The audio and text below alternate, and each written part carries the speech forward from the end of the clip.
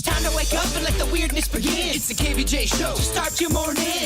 Kevin is the host. And his skin pigment is whiter than Casper the Ghost. Virginia sounds like this. Nickname Vicious Beast. So don't get her pissed. It's Jason. Talks like a spaz. And he loves to talk about Bigfoot and stats. So get ready, here we go. You're listening to 97.9 with the KVJ Show. Yeah, baby. Hello and welcome to the KVJ Show. It is Thursday. What's going on, y'all? Happy Thursday. Yes, it is. Weekend Eve. Yeah, it's on deck. It's coming up any time now, huh? Yeah. We are getting there. How you doing today, Bird? I'm doing wonderful. Good. Love to hear that. It's absolutely fantastic. Yeah, we're getting all ready for the live show that's going to be going down tomorrow, South Florida Fair. Got all my pirate gear delivered, accessories yesterday. Lots of pirate jewelry, pirate patch, pirate scarves, pirate do-rag. You're rolling deep in the pirate stuff then. I am. I'm full gorilla on brand. I'm probably the only person in South Florida, Denny's and I were talking about this, that had a bunch of costumes delivered yesterday and got a bunch of pirate stuff and disco stuff. Because our event next weekend is a disco theme. Right. Yeah. So you got me a Disco Daddy shirt. Yeah, Daddy. Looking forward to that. Okay. Yeah, Daddy. All right, new rule 2026. You can't say Daddy anymore. Yeah. Well, not to me or Kevin. It's so weird. Yeah. I like to see your face after I say it. I'm not sure anybody's enjoying that. You make a face like you just smelled a fart. Well, I think I'm more uncomfortable when you do it to Kevin than when you do it to me. Because I can see his body movement. Right. He's uncomfortable. It's actually worse than a fart. It's the worst fart there's nothing good about it at all. Yeah. You don't want that. Yeah. Well, Denny's was telling me something kind of interesting that they do. The South Florida Fair crew is when the fair ends, I guess on the final night, they all go and ride the Ferris wheel, which is kind of a cool little concept. You know, when you've kind of done it, you think about that. It's like, 17 days that they're busting their humps and doing their thing. So it's kind of cool that they have something to shut it down, because that'd be a pretty intense 17 days, I'd imagine. Oh, my gosh. Can you imagine 17 days?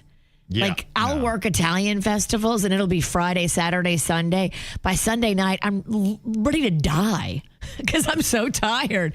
17 days some of those people do it for. Mm-hmm. Yeah.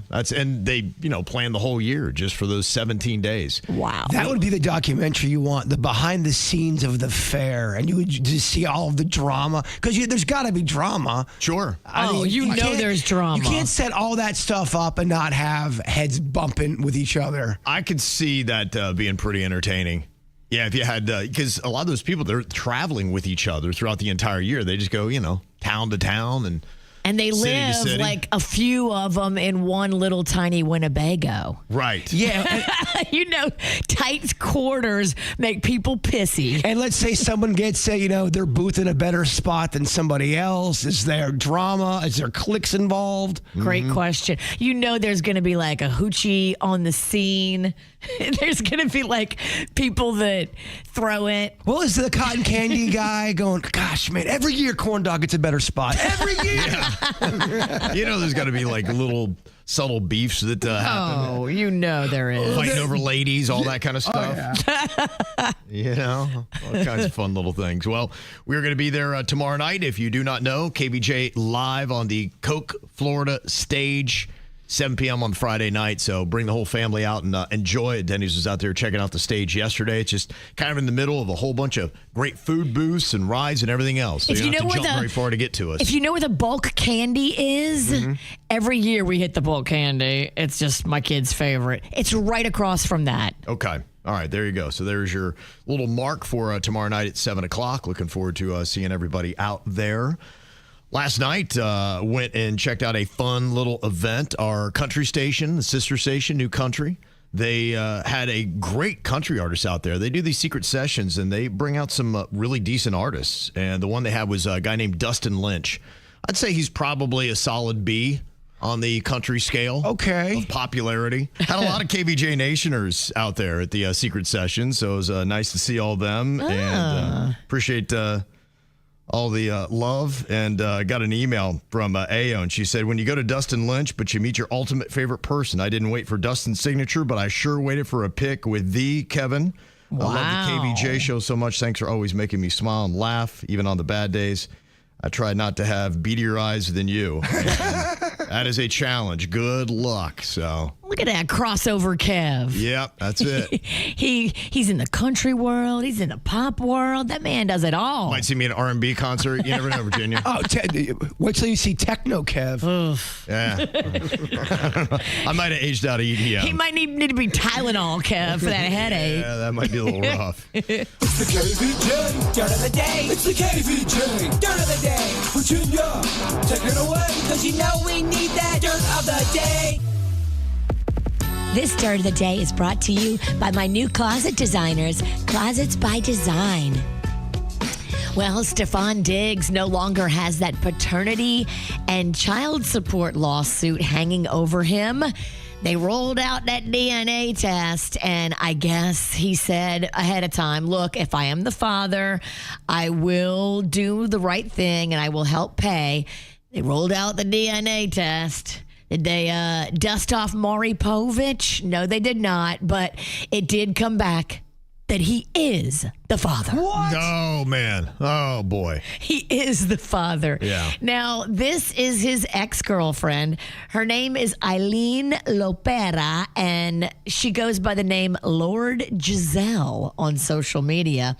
So he will now have to figure out how to get along with his ex, Lord Giselle. Something tells me if your ex named themselves Lord anything, right, it might be a little difficult to co-parent with. That's tough. That's tough name. That's a tough name to live up to. And don't forget, he's also got Cardi B now. So he's got to juggle Cardi B and Lord Giselle and a few other baby mamas. This man just must love stress. He wants drama. He loves it. He can't get enough.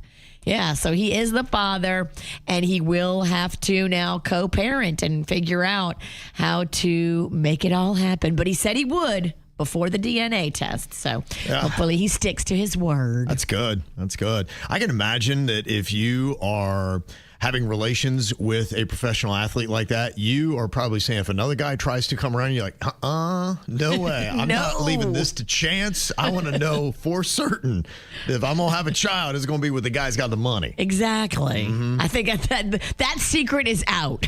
I would imagine, yes. This one is going to be huge. Influencer Alex Earl signed a deal with Netflix, and there will be a new reality series to debut later this year. You can bet that she's been filming for a while behind the scenes as she balances fame, businesses, friendships, breakups, drama. I mean, she's had quite the year, y'all. She did the Dancing with the Stars. Yeah. She had the breakup with her NFL boyfriend. Cameras have been rolling that whole time. Yes. And I can speak for my daughter because all of her and her friends love Alex Earl and will line up en masse to watch this new Netflix reality show. I think it's going to be interesting to see what they do. Now, I saw the shortest clip of it, and immediately I was like, wow, this seems like some really terrible acting. Because my wife watches the most unbelievably god-awful little short clips, and then after a while you have to pay for it, and then she just stops watching it. She watches the worst TV. But she'll show it to me just how bad the acting is, and that's what I thought this was when I first saw it. I thought it was one of those shorts with the terrible acting. And this is just Alex Earl walking out of a building, and she's talking on the phone, but she's trying to act natural. Does this sound natural? Dad, it's gonna be fun. It's gonna be fine. I mean, what's the worst that could happen? Just trust me. It'll be fine. That's the clip. This sounds very cringy. I'm going to have to watch this. I might have to watch it. Can we come over to your place and have a little girls' night watch party? You know what a fan I am of bad acting and when things are kind of set up. I need this. I was really surprised by it because when I saw the clip, I was like, no, this doesn't seem like the right way to go. I think, she is captivating when she does the social media. In fact, you're talking about the breakup she had. And when she's just talking right into the phone, it seems to work out. When they put a camera on her, it's just like, okay, I'm acting. And I was like, oh no, they're going to have to get her and work with her to make sure that she's in that place where she feels like she's talking to her phone and she's not talking to a video camera and making a Netflix show. Amen, Kevin, producer eyes. It's different. Because it's massively when different. you're alone in your room, there's nobody watching, and you're talking to a phone compared to a crew of people. Yes. And people get weird about doing stuff in front of other people. Yes. It's a different animal. I understand where it takes some time to get comfortable, and she, in that clip, did not really look comfortable. But this is the kind of content you're going to love. I'm sure your daughter loves this. She's talking about her breakup and now being single, and she was with the former Miami Dolphin and Miami Hurricane Braxton Berrios, and so now she's alone. Here she is just talking to her phone, and this, I think, connects with people like your daughter. My breakup and just going through being alone is just being alone. Obviously I have friends, family, whatever, but I feel like just not having that stability of a male partner or just even someone to talk to or distract me is just so weird. I don't know why. I think I've just always had boyfriends. I was a boyfriend hopper, and I said this year I'm gonna be dedicated to being okay with being alone, but I don't know why I can't do it. This is growth or something, but I'm sad. I feel it just makes life feel so lonely. See, I could see that connecting with a 22-year-old girl. I need to rub on Tom Brady. Okay, I don't think I can watch this. No, I don't think it's not made for you. I think you would dislike it. But if they can stay more in that lane and create that kind of content, I think it's going to do great. If they do what is the Netflix promo, it is going to fail terribly. Well, the thing you played, it reminded me of a Laguna Beach or The Hills, and I liked those shows because they were cringy, very forced drama. That feel to it. Yeah, it was bad acting. Yeah, that you'll want to watch. That I want to see. I don't want to see crying. Right. Okay, so on a scale of 0 to Bill Cosby, where do you think Steven Seagal falls? As far as what? Comedy? Creepy and he's up pervy. There. He's up there. Is he full Bill Cosby? Is he full Harvey Weinstein? I can't say any of that. I think the thing with Bill Cosby that takes him to a different level is that he was using drugs. Yes, too. And I would agree. That, to me, that puts you in a whole different league. A whole different league. There's a lot of stories and a lot of smoke around Seagal. Yes, and a couple of ladies have now come forward. Claudia Jordan and Shanna Moakler have audition stories that are very similar but happened at totally different times. They both went on a podcast and talked about how Steven Seagal invited them to audition at his home. Shanna Moakler claims it happened when she was 18. Steven Seagal flew her from New York to LA to do an audition at his home where he encouraged her to undress for a massage, claiming he was a sensei who could fix her back with acupuncture, but he could only do it if she was disrobed. A sensei. He's so greasy and gross, and this story is so believable. He was pretty much voted across the board the worst Saturday Night Live guest ever to be on the show. Wow. They said he was so difficult to work with, and they would do that we want to pump you up, Arnold Schwarzenegger. They were doing a bit where Arnold was supposed to be able to beat him up in the sketch, and he got pissed, mad. He's like, I'm not doing that. I could beat him up in real life. You know that, right? It's not real, Steven. Exactly. They're trying to tell him that. They go, dude, it's just a sketch. We're not really going to beat you up. Or it doesn't matter if he's tougher or you're tougher. It's just comedy. Yeah, he may be gross and out of touch with reality and a pervert. So take it as you will. You can check out that new podcast. It's called Wicked Awesome. Wicked Awesome? Wicked Awesome, Shanna Moakler, Claudia Jordan, and they spill the beans on Steven Seagal. Do you think Taylor Swift is totally regretting ever being friends now with Blake Lively after these text messages are starting to come out? Yes. I think everybody who was involved with her and Ryan Reynolds are regretting being involved. Because she was doing so good at keeping that squeaky clean image of I'm above the fray and the drama. I don't want anything to do with it anymore. That was going going really well. All those text messages that are being released, you can almost tell that there's certain friends that they were trying to text that they were exhausting them. They did not want anything to do with this drama. Would you? No. It's not your fight, and you got these people like wanting to pull you into some weird fight. And Ryan Reynolds writes emails and texts just like he does his comedy. It's pretty psychotic, actually. Really? Yeah, I did see there was part of it where they've had some stuff where he was petitioning out to some of their celebrity friends to choose their edit of the movie. And this is the whole fight that is going on with this Justin Baldoni, was they wanted Blake Lively's cut of the movie to be the one that people checked out, even though I guess it didn't test as well with audiences as the edit that Justin Baldoni came out with. That's kind of some of the stuff you're finding out. It's not about sexual harassment? No, you can tell from the get, this was all about power and her wanting to take over the movie and getting her edit in there. And Ryan Reynolds was right there. I mean, just cavemaning it through the whole time. They wanted to steamroll Justin Baldoni. And I'm not saying he did everything right either, but they definitely, there's way more to this story. I think they are psychotic. They're all psychotic. I think they're all psychotic, but I think Blake and Ryan Reynolds are psychos. They really tried to manipulate a lot of people. They try to get the Matt Damon involved. They try to get Ben Affleck involved. Matt Damon and his wife answered back. I don't think Ben ever answered back. Ben is like, I'm not getting involved in this. I'm drinking my bourbon. Leave me alone. I'm out here just trying to survive with the AI world. The one time a bender is good for you. Amen. And you kind of even seeing some of the text messages that have come out between Blake Lively and Taylor Swift now, where the relationship was falling apart. One that Blake sent to Taylor said, "Hey, just checking in. I have no reason to ask, but I don't know. I've been feeling like I should. Is everything okay? I feel like a bad friend lately because, such a sad sack who only talked about my own S-bomb for months."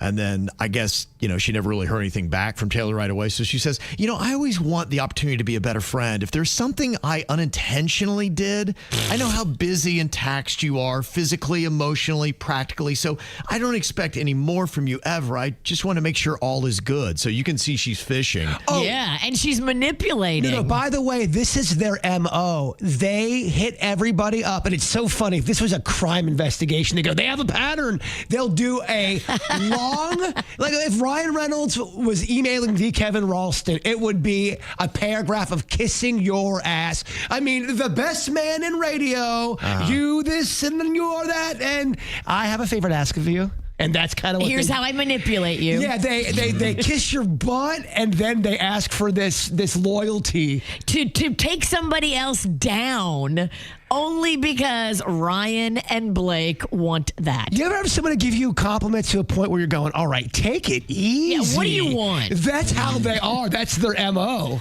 So Taylor did respond back to Blake Lively. She said, no, you're not wrong, but it's also not a big deal. So you can see Taylor saying, yeah, there is something wrong, but I don't know if I really want to get into it. I don't know if I want to be a part of this. I feel icky. I just wrote my 100th song today. And then, I'm kind of busy. And then Taylor did write back to Blake Lively. She said, yes, there has been a lot of the Justin stuff, but I've been through things like this before, and I know how all-consuming it is. It's more like, and I feel really bad saying anything about this because your texts have been so nice in their intent, but your last few, it's felt like I was reading a mass corporate email sent to 200 employees. And the funny thing that's coming out now, it seems like she was sending a lot of the same correspondence to a lot of their celebrity friends in this fight as they were trying to recruit everybody. And Taylor almost kind of sensed that she just felt like she was on a mass thread with a bunch of messages that were just kind of generic. Because this kind of war, Taylor's right, it is all consuming. And I don't think Blake realized what she was signing up for. Mm-hmm. And Taylor, in this moment, in real time, is realizing what Blake has signed up for, and Taylor don't want no part of it. Right. And so Taylor responded eventually to Blake Lively. She said, I just kind of miss my funny, dark, normal speaking friend who talks to me as herself. When it's a group I'm hearing from, I feel distanced from you even more than we are geographically. And that's really where I guess everything was left and everything did go south. Taylor is like, I don't want this. This isn't even my fight. Oh, the response from Blake, because I did a deep dive on this, unfortunately. I don't know how I got... Oh, girl, tell me all the tea. I got sucked in, and Blake sends a kiss butt text. Oh, my gosh, you are so right. I didn't even see it that way. Manipulating. You're the Dragon Slayer. Manipulating. Oh, my gosh. I've been around people like that before. Me too. They are mood suckers. They walk into a room and whatever they're feeling, everyone has to feel it now. You got to get away from that energy. That sounds like Taylor Swift is trying as hard as she can. But now she's in a lawsuit with all her text messages out there. And Taylor did get sassy too on some of them. Like, we're going to take them down. And that's what's going on in your dirt.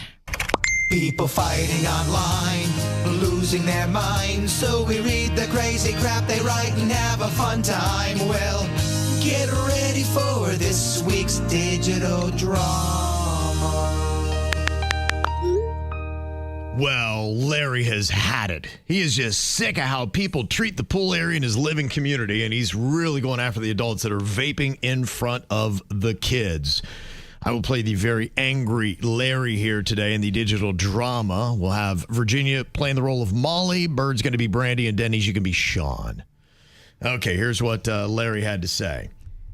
If you're vaping weed or nicotine at the community pool or hot tub, you're selfish, lazy, and clearly allergic to basic decency. I have a clear video. You're blowing smoke clouds in front of children like monsters. Yes, kids can get contact buzzes. I'm naming names and I'm releasing the video because some of you only respond when you get doxxed. Larry, you walk around the complex in socks and sandals like a man who lost custody of joy. Nobody's kid is getting high unless you're forcing them to inhale like you do when you're spying behind the hedges. Also, stop saying I have video like you're Batman. You're a bored hallway monitor with Wi-Fi. Oh. I don't love vaping and smoking around kids at the pool area. It's just not just nicotine either. There's real weed being smoked out there. Then these people get the munchies and they trash the entire area. There was Doritos floating in the pool and a Gatorade bottle that had pee in it right next to the hot tub. Molly, please. Your kids cough all day long while they swim in the pool. My husband and I, we call it the COVID pool because of your children. It has nothing to do with the weed. And so what if your kid smells a little weed? It's not going to kill them. Brandy, you are one of the ones that I have on video. I'm sure your job's going to love seeing that. Sean, you were literally marinating in weed vapor in the hot tub like a human tea bag with several kids around. This is a family complex, not your sad little adult daycare. Weed in the hot tub. What's next? Heroin in the public weight room? That would not be a successful workout. Oh, my gosh. Larry, you don't want peace. You want applause. If vaping disappeared tomorrow, you'd start filming people for chewing gum too aggressively. You actually need to smoke some weed and chill the F out. Please watch your mouth on this forum. People who swear will be reported, not only to the creators of this site, but also to the president of the HOA. Tell the HOA president, all I got to say is, smoke weed every day. Hashtag 420. When the HOA bans vaping at the pool and hot tub, remember this thread. I'll gladly be the villain if it means your bad habits stop drifting into everyone else's lungs. Vapors and smokers run and hide because there's now a bounty on your smoking heads. Oh, Larry loves this fight. He wants it so bad. Loves it. That's all he has. That's all he has. Yeah. And in another thread, Jillian is calling out her restaurant manager, Sarah, for flirting with her boyfriend. Ooh. Oh, no. And they all work in the same restaurant together. That's so uncomfortable. That's every restaurant, by the way. For real. However, Jillian is also accused of her own sins, and we got a huge fight here. Now, I will play the role of Jillian. We'll have Virginia playing the role of Gilmore. What kind of name is that? Sounds like the writings of Jaybird. Gilmore. My dad knew a Gilmore. Gilmore's a real name. What are you talking about? Again, sounds like the writings of Jay Bird. We got Bird playing the role of Sarah, and Denny's is going to be playing Mark here. Okay, here's what Jillian has to say. It's funny how my manager, Sarah, finds time to giggle, touch arms, and lean way too close to my boyfriend during shifts. We all work together, and it's not subtle. Ooh. It's desperate. If you want Mark so bad, at least wait until I'm not bussing tables 10 feet away. Jillian, bold of you to accuse me of flirting when half the staff knows you've been closing late with Gilmore in his car. Oh. Maybe worry less about my professionalism and more about who you're sharing fries and secret kisses with. After your closing shift, you hoe. Here comes Mark. Hold up. I come here for memes, and suddenly I'm the community punching bag? Jillian, why am I finding out about Gilmore like this? Online, from my manager. All right, here comes Gilmore. The much talked about Gilmore. Since my name is getting dragged, Jillian came on to me, and also Sarah. You flirt with anything that's breathless. Don't act shocked when people notice your sneaky little streetwalker ways. You are a terrible manager, and this restaurant also sucks to work at. Sarah, don't pretend you don't follow Mark on the gram with your burner account. And I have never hooked up with Gilmore. We ate French fries in his car after a shift together. That's it. Nobody respects you as the manager, and you look 45 years old. How does a 23-year-old manager look like a middle-aged hag? I've seen it. Disgusting. Jillian, you once cried because a customer spilled a beer on you. You don't get to lecture anyone on maturity. And Mark and I flirted because, Mark, you flirted back. Don't play innocent now. You told me that a woman in charge turns you on. Oh, yeah. P.S. Everyone knows there was more than eating fries going on in the car with Gilmore. Hey, Jillian, if you're sneaking around with Gilmore, just say it. I don't need to be dating somebody and then find out the truth in the comment section. Damn. And for the record, I would never eat fries with another woman in her car alone after a shift. Look, for the record, Jillian kissed me first behind the dumpster. Romantic? No. Memorable? Unfortunately, but also gross. Sarah, you hit on me too, so maybe just sit this one out before HR gets involved. We got nothing but a bunch of hoes that work here. Damn, I want to know what restaurant this is. Gilmore is just playing all of y'all, too. Y'all need to just realize he is going to sleep with every woman that works there. Gilmore slept with 5 people already. That's how Gilmore rolls. Who wants to laugh their ass off? Ooh, I know I do. He wrote some funny punchlines just for me and you. It's Danny's Joke Jury. Who's ready to laugh? It is comedy time. Denny's got the jokes. We are the joke jury. We're going to let him know what is hitting and what is not. What do you got for us today, Denny's? All right, joke 1. Why did Rihanna leave the Catholic Church? I don't know. Why did she leave the Catholic Church? Because she found love in a popeless place. Oh my gosh, that's so good. That's good. That's so You should tweet that out there. You need to tag Rihanna and All right, I'll tag her and See what happens. I put up the jokes on social media each week, so you can check it out on Instagram and Facebook. I'll tag her in it. That one will get about, 20 likes. I think that will do good. There's a chance of that. Second joke. What did they say about the guy who crashed his plane into the clock tower? I don't know. What did they say about the guy who crashed his plane into the clock tower? Oh, he messed up big time. Big time.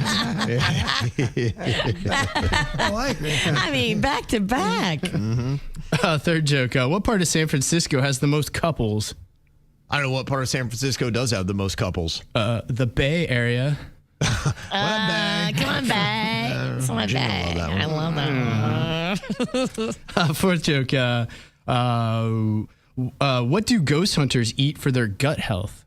I don't know. What do ghost hunters eat for their gut health? Paranormal Activia. I can see the packaging already. Activia. And final joke. Where do hillbillies go for stock advice? I don't know. Where do hillbillies go for stock advice? The investment firm. Oh, okay. Assessment firm. Yeah. Some true bangers in there, no doubt. Well, we all have secrets we're holding on to, but this is where you release them. Throw them out there into the universe to free yourself of that guilt. Just text them into us right now, 877-979-WRMF, 877-979-9763. We want to hear your confessions right now. One that has just come in says, I'm going to be 30 years old next month, and there's a part of me that still wants my mom to make my doctor's appointments. Aw. Now, I do it myself sometimes, but the urge is still there. Just kind of love that. I get it. Yeah, it is kind of convenient. Well, then they start asking questions I never have answers to. I'm like, oh, boy, you know what? Let me call you back. I don't know if I'm caught up on my immunizations. Mom! Oh, rubella? Yeah. I don't know, I think. I got measles and mumps, but not rubella. I don't know exactly what state our insurance is in. Let me call you back. And sometimes mama loves doing that. My wife still does that with our kids, even our adult twins that are 27 now. She kind of like runs the whole thing. She's been taking to the doctor forever. She'll be like, oh, by the way, you have an appointment on this and this date. I'm like, okay. And they just kind of roll with it. And same thing. When you don't know all your personal information, you've never done it yourself, it is kind of an interesting handoff when you do get to that age. How does that go down? I think it's I look at it as a skill set. Some people are really good at just staying organized, having information ready. I'm terrible at that. And I don't know how people do that. It's also kind of boring too. I'm doing my own, and I don't want to do anybody else's. So Magnolia knows you're on your own. Mm-hmm. Book your stuff. Now, I have to pay for it, of course. I get all the bills and the co-payments and the fees and ER visit bills, but no, I think you should book your own unless someone really loves booking it, but it is just a nice thing. Some people are just better at doing that stuff. You're right. This confession says, I worked in an airport cafe in the late 90s. My first job of the day was to remove the use by stickers from sandwiches unsold from the previous day and replace them with new ones. Oh, damn. Wow. That's some shady stuff. I'm hoping that airports have gotten more fresh since the 90s. You got to take a stand. Mm-hmm. Refuse to do that. You're lying. You could be poisoning somebody if it's bad egg. Yeah, I sometimes wonder that when you have a shady manager or something like that, that's got to be a challenge sometimes to say, all right, how much do I treasure this job? I can't be a part of this. Guy said no and walked away. Yeah, maybe when you're younger and you really feel like you need it, you're just like, okay, all right. I don't believe in it, but I don't you're know. the manager. You're switching stickers. That's karma. Yeah, no, you're right. This confession says, I dropped one of my infant children onto a tiled floor while trying to open a bottle of wine. Oh. Now, this was 20 years ago, but it was definitely a wake-up call that you never forget. My kid is fine now. They are a little slow, but maybe that would have been the case anyway. Oh, no.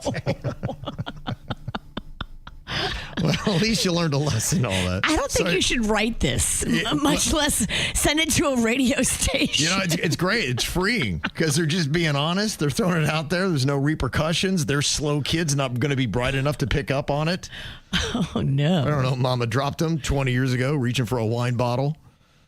This person says, I admit that I do not do a good job of keeping in contact with people.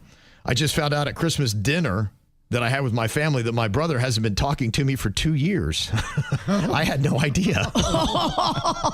He took a stand and you had no idea. Right. It's kind of peaceful. I wish I could have that. What's going on with Bob? He's not talking to me. Be like, yeah, he hasn't been talking to you for 2 years. Oh, all right. Look, it's healthy because it's not good for you to be in a war with Bob, your brother. Imagine to have that ability to just block all that. I didn't even know you're pissed. I had no idea. All right, as you are. Okay, this is a bold confession as well. It says, when I wipe, I will lick my fingers with every new piece of TP to help gain traction so my hand does not slip. So, yes, I'll wipe, fold, lick. I know, it's disgusting. I'm going to keep my tongue out of the wiping procedure. I don't think it should ever be a part of the bathroom process. Should not be a part of the equation. Yeah. Wow. Dude, get a bidet. Traction. Get a bidet. Yeah, or bring in a cup of water and dip your finger in that. I don't know. Something else. There's got to be another way around You're this. not doing this right. It doesn't feel like it. This person texted in. They said, I had just gotten out of the emergency room and I was eating dinner on the sofa when a massive spider zooms up my shoe and pant leg. Oh, no. I let out a shrill scream and I tried to stab it with my fork. Obviously, I missed the spider and stabbed myself right in the thigh and had to drive right back to the emergency room. They're like, what are you doing back? Yeah, you know. Spider. This person said that I've been doing some acting on the side. Most roles that I've gotten so far have been unimpressive, mainly in local theater, but I just booked a major national commercial. That's very cool. Nice. Yeah. Mm-hmm. I said my wife is so proud that she's been going around telling all of her friends. But the thing I didn't let her know is the role is officially called, quote, middle-aged fat guy. Oh. It's a role. It is. It is. And honestly, in commercials, how many middle-aged fat guys do they have? And they're usually doing that Jardians dance. Yeah. That's what he's going to be doing. I'm lowering my A1C. Yeah, that's right. Middle-aged fat guy right here. Gotcha. Ow! There's a lot of dumbass criminals to talk about, baby. It's the whacked out news. People breaking the law. Ha ha, fighting in the nude. Ha, drunk people pooping in the street. Ha ha, it's the whacked out news. So many people on meth. Ow!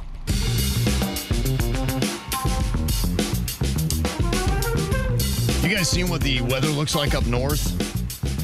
Oh, My it's goodness. bad. Oh, my gosh. I can't imagine trying to drive in that. Yeah, no, I mean, it's really crazy what is going on right now. If you want to see me, you're coming to my house. Yeah. I'm not leaving. In fact, it's so bad, Winterfest in Green Bay was canceled due to it being too wintry. Yeah. And Green Bay knows how to winter. They know how to winter, yeah. I'm with you, Virginia. I'm staying home. I'm only going to make conditions worse. No, we're going to pretend it's COVID again. Y'all can catch me on Zoom. Well, 46-year-old Mark Keene loves snow. The kind that falls from the sky and the kind you put up your nose. On his very first day working as a snowplow driver in Fairfield, Connecticut, he allegedly snorted 3 bumps of cocaine after a phone argument with his girlfriend. Then he climbed into the plow truck and lost control. There's video showing him careening off the road, smashing through a front porch, clipping a stone wall, and barreling into a parked SUV. My goodness. He pushed it through a garage door and stacked it underneath another vehicle. When officers found Keene in the truck, he claimed he was just waiting for coworkers and had no idea a crash had occurred. But his voice was slurred and he had pinpoint pupils, a key sign that this guy is high on the other kind of snow. What the hell's going on over there? They then gave him a sobriety test and he collapsed. He collapsed? Oh my gosh. It was his first day on the job? First day on the job. He What a collapsed. start, huh? That's going to be a body cam. Something tells me there wasn't a second day. Wow. They had to give him Narcan, take him to the hospital where they confirmed cocaine, benzos, Okay. and marijuana all in his system while he's driving a snow plow. Fast, slow, fast, slow. Speed up the heart, slow down the heart. Drive on snow, snort some snow. Can't imagine why he's arguing with his girlfriend. She's like, I didn't even say anything to you. Wow. Well, there's a guy in New York who was like, I got a really bright idea. He skipped his court appearance earlier this week, and he said, you know what? I'll just cut off my ankle monitor and put it to this dog. Oh, that's brilliant. It did work for a minute, but they did figure it out when they tracked down the dog and said, wait a minute. And now they're looking for the actual man. And the fact that it didn't work, though. Yeah. Shouldn't it give some kind of signal when it's cut or removed? You would think that would happen. As soon as you cut it, you get a. Take it off and put it on the dog and no one notices for a week. Yeah. Because that'd be the first thing I would, I go, let's put this thing on the. We need to up the sensitivity of said ankle monitor. Right. Yeah. It doesn't feel like it's maybe wired the right way. Now, this is an odd story. There's a man in New Hampshire that's facing burglary charges after he broke into homes and poured queso dip on someone's TV and their furniture. That's not right. Yeah. And apparently they're known by a certain name on these college campuses. I hear the door go boom, and I'm like, what's that? because I thought it was my buddy JP coming home from the bar. Nope, it was the milkman. It was the milk bandit. I didn't think anything of it. Went to the bathroom, went back to bed, woke up the next morning, milk everywhere, on the floors, everywhere. That's his thing. He breaks into houses and he pours stuff all over the place, including queso dip. It's probably for social media. He'll be dumb enough to upload it. He'll be arrested in a week. This sounds like a drunk prank, a frat prank. Hey, look, I'm the milk dude. I'm the milk burglar. Yeah. Well, somebody else you don't want breaking into your house, 44-year-old Sarah Westbrook. She was hauled to jail after deputies say that she forced her way into a home and struck a man in the head from behind with a hammer. What did he do? Wow. That would be so alarming if you're just chilling on your couch and this random woman hits you over the head with a hammer. Did she know him? Wow. That's why you gotta lock your doors, y'all. Yeah, I mean, they're trying to put together the motive and everything that happened, but when she took off running, she did empty her pockets, which was full of meth. Okay. Okay. Explanation. That'll make you act a little squirrely. Yeah, so that might have had something to do with it. But If she didn't know him, that's a weird-ass story. That's what I'm saying. If you are just randomly chilling watching TV and like, what the hell? a strange woman walked in and clubbed you with a hammer. I'm just trying to watch Judge Judy. Yep. Well, there's a creepy 21-year-old named Daniel James Ducanis of Davie. He, on November 23rd, got into a little trouble at the Boulevard Bible Chapel in Pembroke Pines. He was filming under a girl's dress with his phone. Dude. And the victim's brother confronted him after noticing his phone in video mode and a church floor video. If you get curb stomped when they catch you doing that, you got what you deserved. There's some of these sickos are getting so good at making contraptions on their shoe. So if you're at the store and you're like looking for ragu, and I wouldn't buy ragu. Okay, you're right. You know what? I'm backing out of the story. You get where I'm going. I do. But to do it at church, upskirt videos? That is a new low, sir. Dude, what is going on? In the house of the Lord. And you know they're probably giving them to some weird site. They are. They sell and upload those pictures. Yeah, it's kind of crazy stuff. Curb stomp. When you catch a guy doing that, I don't even care if it is in church. We pew stomp him if you're in church. Pew stomp him, that's what it is. Put his neck right on the edge of the pew, and on the back of his neck, put your shoe. Okay, yes. You beat his ass in the name of Jesus? Yep. And ask for forgiveness. Well, there's a surveillance video of a man stealing some steak, brisket, and wine at the Kosher Kingdom in Aventura. I get it. It sounds delicious. Brisket makes you do crazy things, Kevin. Brisket is delicious. Yeah, he had these big old pants, and so some people were kind of noticing, like just how the way his pants were fixed, that this guy might be a shoplifter. Big pants. I think they're like made for stealing. You know, he has them blocked. You know, they're blocked at the bottom so it doesn't go through. He came over here, looked around to see if anybody was looking, and he shoved it in his pants. Yeah, we were shocked. That's why when he came back the one steak, I thought, okay, I got it back, what he stole. And then when we found out there was this thing in his pants, it was unbelievable. It's just like shocking. He ran off after we got the stuff back. By the time the cops got there, he was gone. But they have a good description. They have the video, and I'm sure he's on foot somewhere. Wow. Somebody will recognize him. They need to put that video out because I kind of want to see it. Yeah. Did you hear about this guy, Dallas Pekornik of Toronto, who's facing wire fraud charges for allegedly impersonating a pilot and flight attendant to obtain hundreds of free airline tickets? How do you do this? They say that he worked as a flight attendant for a Toronto-based airline from 2017 to 2019. Then he used fake employee identification to get tickets on 3 U.S. carriers based in Honolulu. Oh, wow. Like he would just show up at the airport and say, oh, I'm flying to work. I guess it worked for 4 years, they say. Wow. Yeah, so he was like, dude, how smart am I? 4 years? You think you got away with it. And he even requested cockpit jump seats, typically reserved for the off-duty pilots. He got too cute. Wow, it was like that movie that had Leo DiCaprio, Catch Me If You Can. There was a scam and all that kind of stuff. That's a good movie. It's a great movie. Mm-hmm. Well, I got somebody here that is very disappointed with their IVF procedure in Central Florida. They went to the clinic and then they came home with the baby and realized when they did, they got the wrong one. They delivered a healthy infant. The parents then grew concerned when their child didn't resemble them and like going, okay. And then they said, maybe we should do a DNA test. and they confirmed that neither parent was biologically related to the baby they brought home from the hospital. So they thought they used their egg and their sperm, and then they found out they didn't? They say the Fertility Center of Orlando mistakenly implanted the wrong embryo, meaning another family may be raising the couple's biological child. All right, we got to go through them files. Whoa. That is crazy. That's why labeling things properly is very important.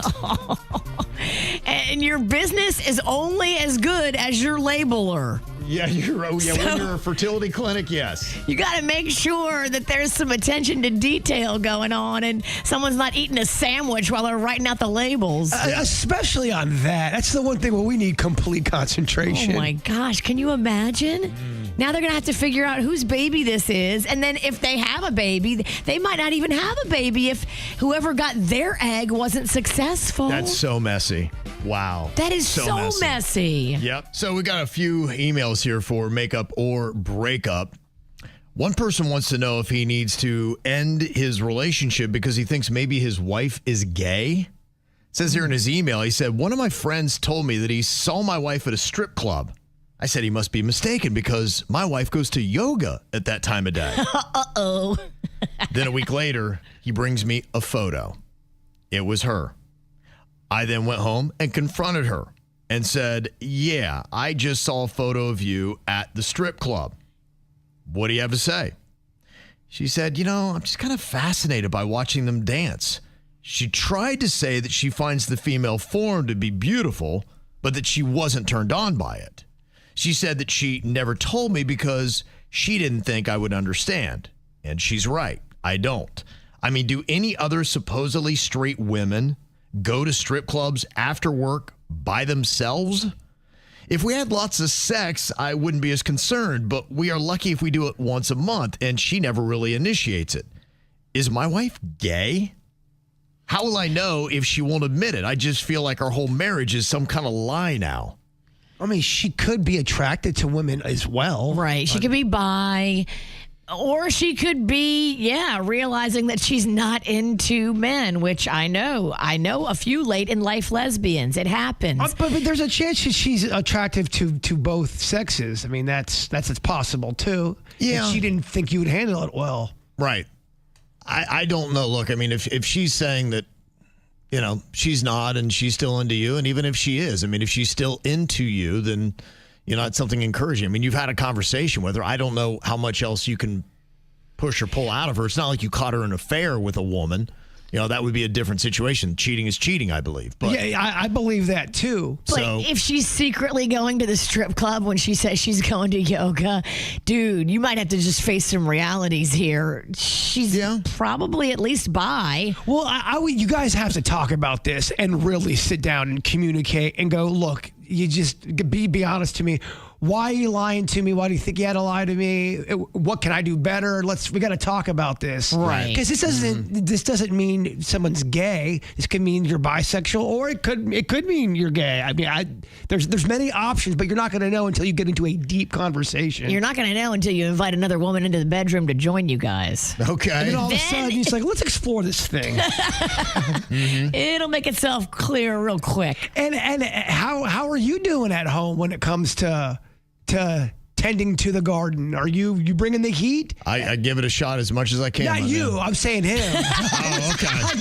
I'm trying to do my work. I was talking to the person in the I give it a shot as much as I can. I'm trying to do the Lord's work. I didn't mean you. Okay. I meant the guy. The guy in the story. Okay. Oh man, Kevin took it personal. I like it. He's like, I give it a shot. I get turned down. He basically said that he does seem to try it a good bit, and it does happen, but he just said he has to initiate. The fact that he's the one that's bringing it up when he does, and that probably is a discouraging thing where if it's like, all right, I'm the only one that ever initiates sex, then you're like, okay, you'd like it to be at least, somewhere around 50-50. It's possible, too, they could be in a sex rut as a couple where you almost can predict every single move that's going to go on, and a little surprise and a little new move here and there can get the oven turned on a little quicker. Tell her that she's been going to the strip club when she's lying about going to yoga, and ask her if you can go with her and you can both enjoy it together. And just to say, look, I don't want you to have to lie to me. Right. We can't have a relationship if there's lying going on. We're grown-ups here. You're not my 4-year-old. I don't need to live in a world where you're lying to me about where you're going. Now, tell me about the strip club one more time, but this time just go a little bit slower. Yeah, I think you just have to have more open and honest conversations about your sexual preferences and your sex life. I think there's a lot of things you guys need to communicate better on. You aren't talking. People are scared a lot of times, or ashamed, or embarrassed, or they're very guarded when it comes to things that turn them on. They don't think sometimes they think their partner may not understand. Yeah. And they might not. So tell them. Well, I got another email here for a makeup or a breakup. They said my boyfriend doesn't know my name. Well, that seems like a problem. It says here, I've been dating my boyfriend for 8 months, and 3 different times in the last month, he's called me Carrie. My name is Allie. The first time I brushed it off, the second time made me pause, and the third time made my stomach drop. And that's when I questioned him. He said it was just a brain glitch. I asked if he ever dated somebody named Carrie, and he said he had not. I'm currently dating her right now, actually. He's like, I'm not dating her. I'm just she's my side piece. He said, I don't know if he's lying, living a double life, or if I'm just being paranoid. Is this enough to end it? Oh, yeah, you got to get in the bushes. How many times for Panda to say someone else's, if he said some woman's name, even just once, you kind of like, Arr! Yeah, I immediately bring it up. If he's like, oh, okay, sorry, Jill. If you call me the wrong name even just once, Panda, I'm bringing it up on the spot. And on the air, and probably a lot. 3 times is a lot. In 8 3 months. times is a lot. 3 times in 8 months. I'm telling you, this guy is seeing a girl named Carrie on the side. Okay. It does seem a little suspect. Very stinky. Yeah, but do you end it now, or do you try to get more reconnaissance and information? You get in them bushes. Is there any chance this person's innocent and they are having a brain glitch? Could be, and that's why, to me, I don't think it's a breakup. I think you just need to get more information, keep an eye on it. There are things where you want to start being alerted and then paying really close attention to any kind of behavioral changes in the person that you're with. But don't let him know you're watching him, and don't let him know you're in the bushes. January is divorce month. Why exactly is January divorce month?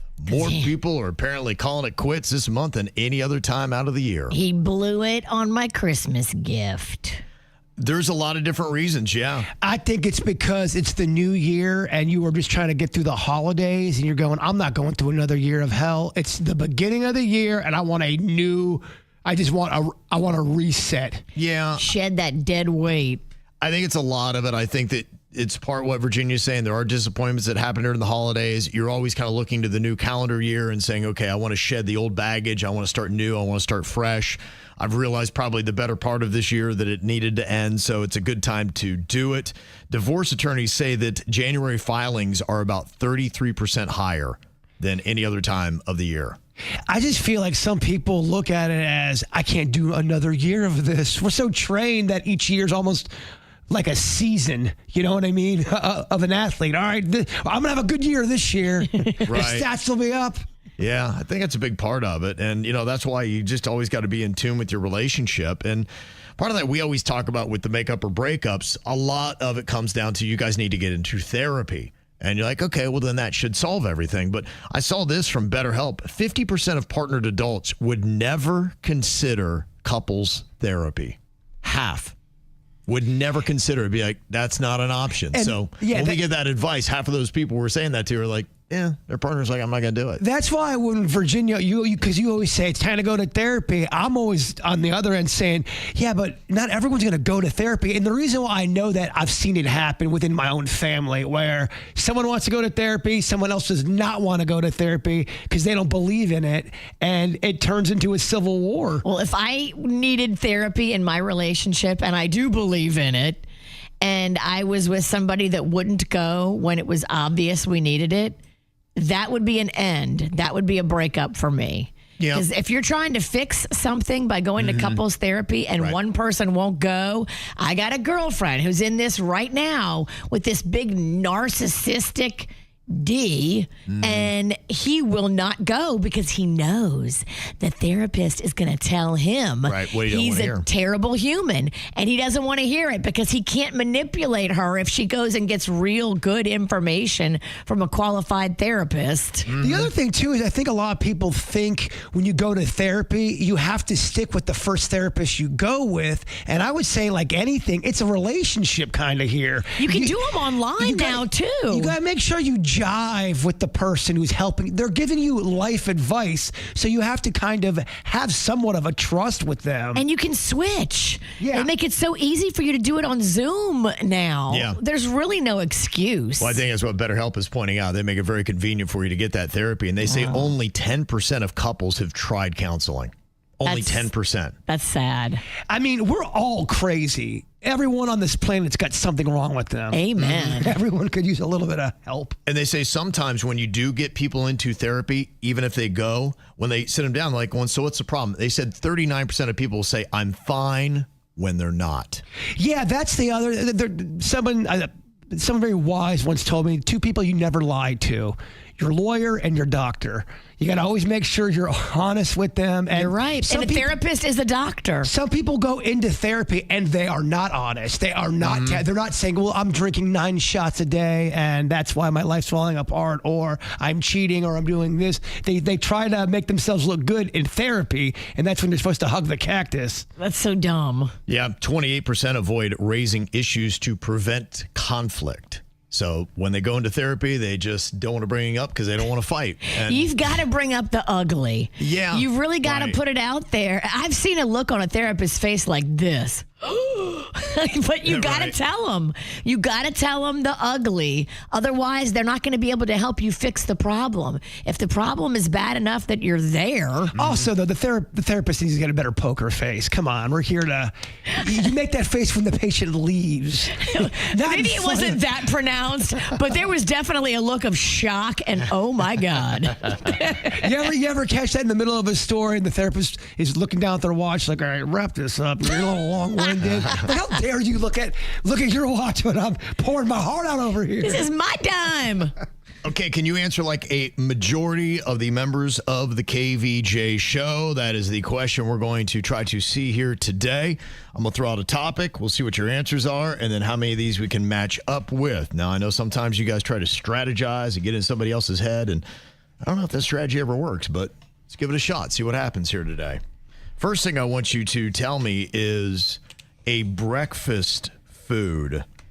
What is a breakfast food that comes to mind for you? Write it down. I have written down pancakes. Love me some pancakes. Virginia, what about you? What did you write down? You ain't eating no pancake on I'd this love to, radio lion. Well, I mean, he didn't say he's eating it. He's just playing the game. Stop yelling at Kevin. It's a name of breakfast food. I did. Why's it got to come with a critique? Exactly. I have ovaries. I'm sorry. Eggs. Jaybird, Toaster strudel. Denny's. Eggs. Okay, Denny's. We were just talking eggs earlier. Bring that We were egg. talking toaster strudel not that long ago either. It's true. Okay, Virginia and Denny's match up and get a point. All right, Kev, let's All get right, him. Denny's. Let's keep annihilating. Lock it in with you, Kevin. I'm locking in with Virginia. Okay, give me a beer. A beer. Beer. Popular beer brand. Yes. What is that going to be? Virginia, you can answer first on this one. I mean, only talking about the king of beers, Budweiser. All right. Jaybird? I'd put Budweiser. Oh, wow. Okay, Denny's. I put Stella. I was just trying to think of something outside of. I couldn't think of the name Stella. I was going to write There was a that. Louisiana beer. I couldn't remember the name of. Abita. Oh, that's it. Yes. That's the one, but it's too obscure. I blanked and I just wrote Budweiser. I went Corona. Oh, man, Virginia the gets bird another match. point. Wow. Kevin and I are matching up now. I'm a slut. I'm going to match with every guy in the room. I'm a free agent right now. I'm not sure who I'm going to match with. Okay, Virginia's got 2. Jaybird and Denny's have 1. I yet to get a point. Okay, give me a soccer team outside the state of Florida. What do you got here? Okay, soccer team outside the state of Florida. We're struggling a bit. Yeah, That's why I'm geez. kind of curious to see what answers we get on this, because I know this is a little bit more challenging for some people. Not a lot of football fans. Zero football. Jaybird, what did you put down? Oh, the Kansas City Kickers. Yes. Okay. Denny's. I put the goalies. The goalies, yes. I put Manchester United. Damn it. They've got a local tie here with the Glazers. Of course. Virginia. I put the Real Madrid. Oh, that's a good answer. Okay. Got that from the Beckham special, y'all. Yes. Dang, me and Denny's don't know nothing about I soccer. couldn't even think of one. I couldn't even compete. I don't even know. I couldn't even compete. Yeah, same here. We know. Me and Kevin, we'll talk about it later. Okay, next up, give me a romantic comedy. Give me a romantic comedy. What do we got here? What are you going? Romantic comedy. Okay, Denny's, you get to answer first on this one. I went serendipity. Damn it. I went Pretty Woman. Oh, that was the one I was trying to think of. Virginia. I was trying to match with you, Kevin. I went How to Lose a Guy in 10 Days. I saw you trying to do that, and I tried to purposely not match with you. Because you were whooping my behind in this game. Jigger, what did you write down? Sleepless in Seattle. That was the one I should have. No matches on that one. Dang. Okay, give me a musical artist that starts with the letter R. Musical artist that starts with the letter R. Write one down there. What is the first thing that comes to your mind? Okay, musical artist that starts with the letter R. I have written down Rihanna. Oh, jeez, of course I should. Virginia. I went local. Only talk about Rod Stewart. Okay. Jay Bird. I went Rick Springfield. And Denny's. Right said Fred. Dang, That's such a bad one. That was a mess. Wow. that's a mess. Yeah, I just have to realize I'm not going to win today. Lock in, Ralston. I don't know if I can lock in with you guys. I wasn't thinking right said Fred. Nobody was. Yeah, I'm having a hard time today. Give me a Caribbean island. Give me a Caribbean island. Okay. What are you going to go with here? Virginia, you start us off. Only talking about Grand Bahama. Jay Bird. Bahamas. Denny's. I went Jamaica. I went Jamaica too. Now, does Bahamas and Grand Bahama match up? Because Yeah. Bahamas are a string of islands, right? And Grand Bahama is one specific, and I asked for a Caribbean island. He meant Grand Bahama. No, we're not going to take that. Jamaica's going to work. That's fine. You've just created the Joker now. I'm out for fire. Do you want to team up? I want to team up with none of you. Denny's and Virginia are tied at 2. Bird and I both have 1 now. All right. Okay. Give me a brand of bicycle. Give me a brand of bicycle. Okay. All right. We are going to be starting here with Virginia. What did you put? There's not too many There's that are not. mainstream. Yep. The most fun one to say, Schwinn. Okay, that's what you went with. Bird. Only talking about Huffy. Denny's. I went Schwinning. Oh, Denny's. Oh, you're terrible. I went Huffy. I knew Bird was going to say Huffy.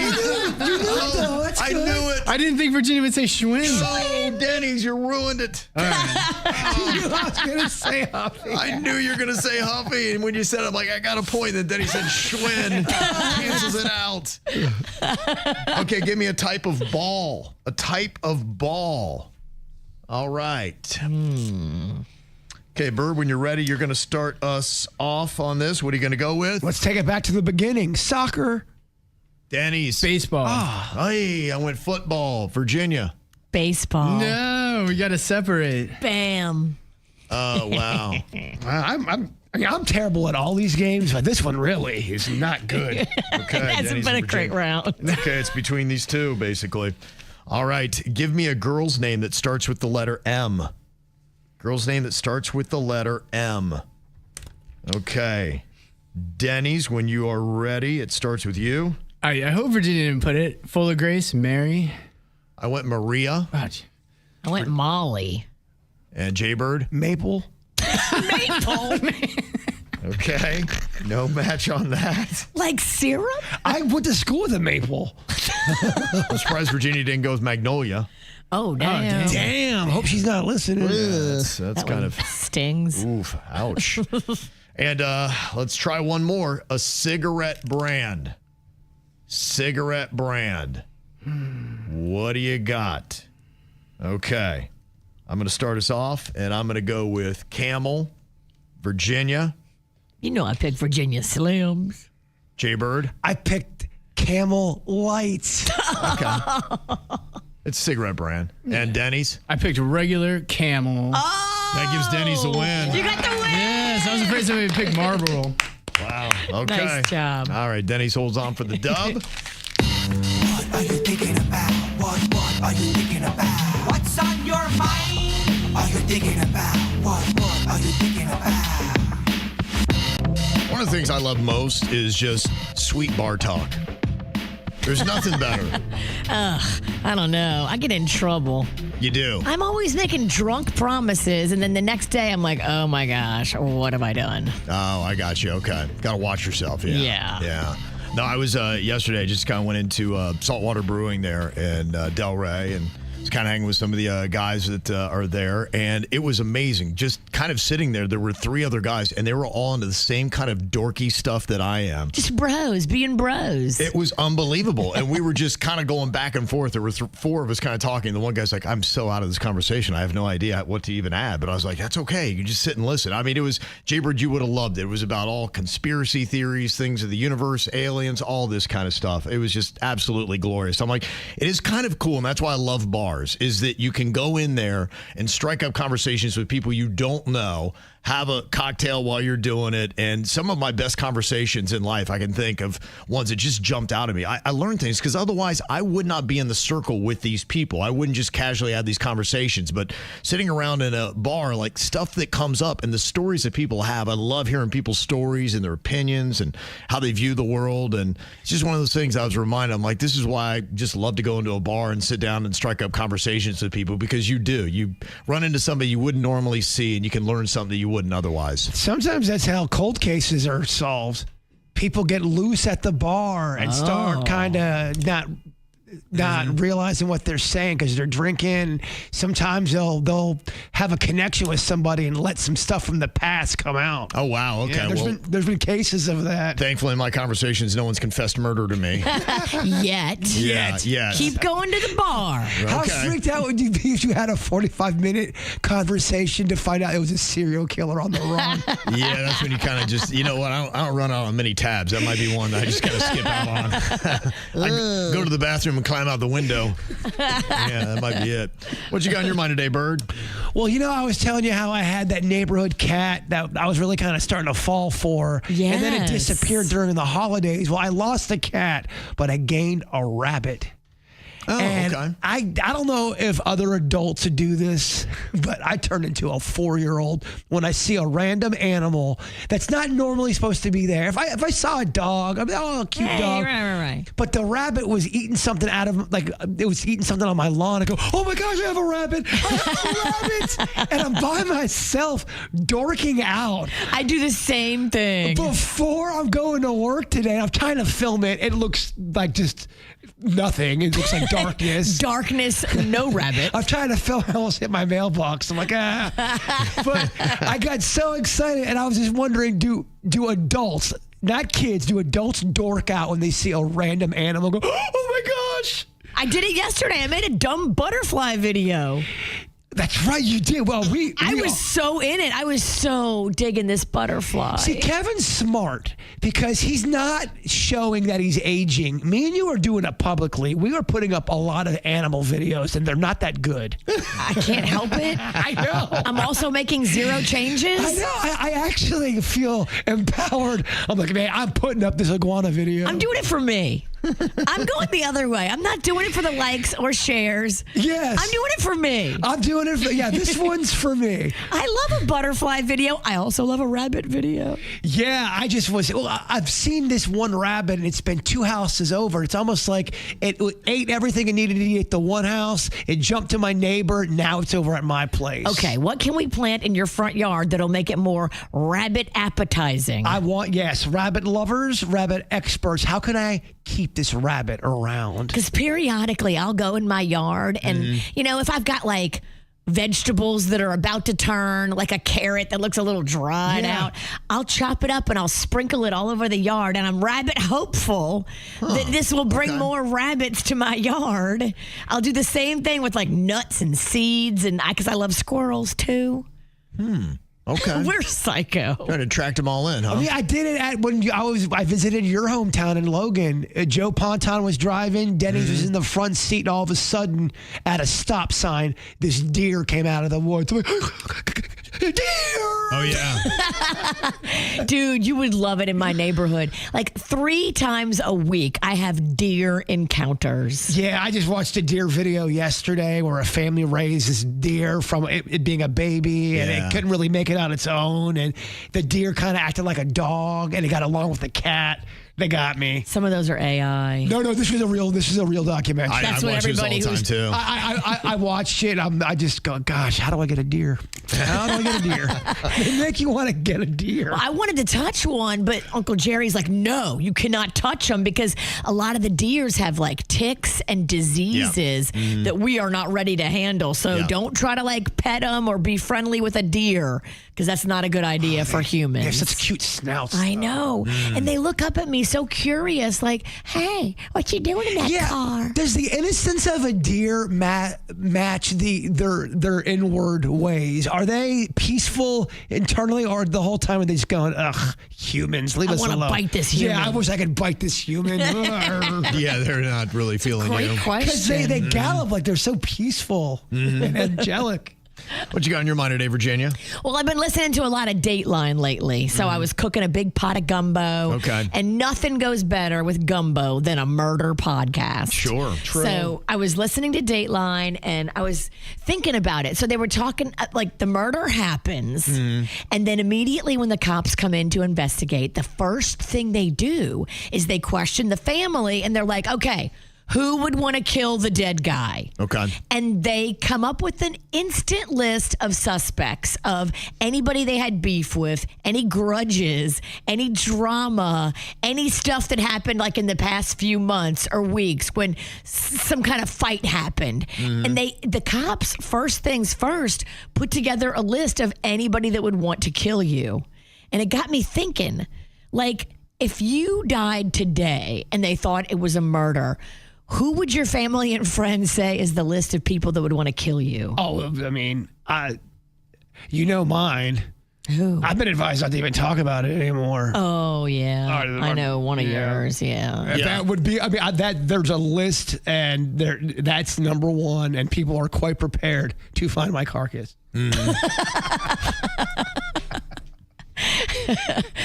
Who would your list be? Do you have sworn enemies that you think have the balls to try to come and murder you?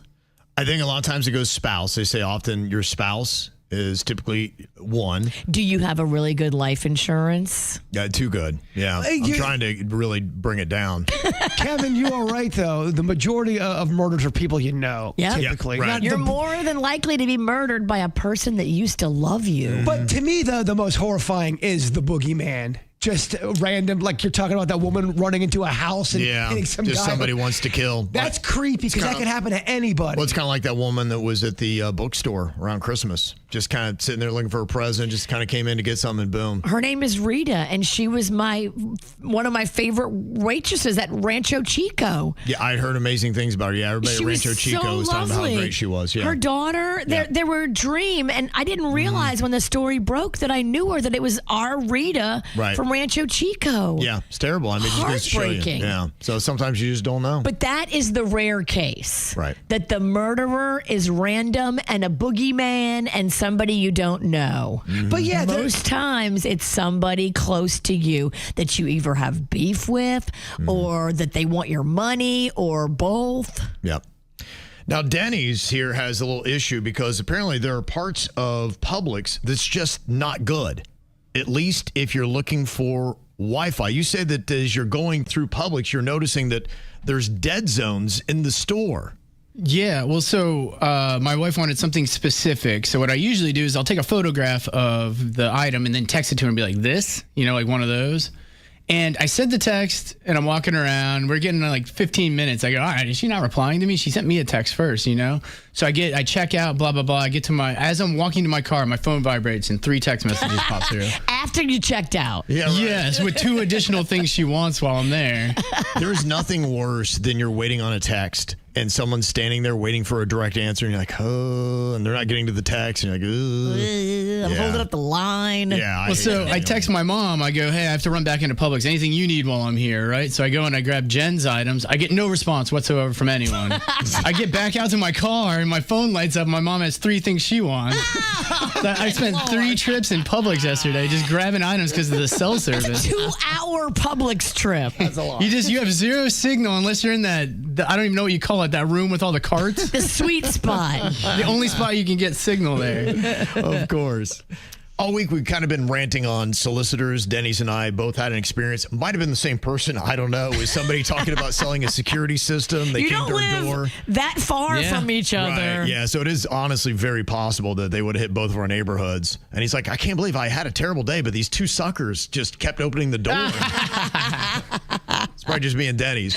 And so I love this because after talking about that, in fact, people were saying with the people coming from security companies, be careful because there are some people that are posing like they're from security companies and they're finding out information about how secure your house is. They're casing it. Right. So Yeah. it's like, wow. There was one dude, he had a tie on, but his shirt was untucked and it looked off. And he was knocking on doors trying to sell something. He didn't get to my house, but just the fact that his tie was a little crooked, his shirt wasn't tucked in. This is when you completely are allowed to judge a book by its cover. If you look on your camera or your Ring doorbell and you see some half scruffy, half trying to fake professional looking dude, no. It stood out is all. Right. It just stood out. You got too many stains for me. No, we're not doing this. So we've talked about this whole thing about how you can cut them off because that was a problem Denny's and I had. They just kept spinning us and we couldn't get them to just walk away.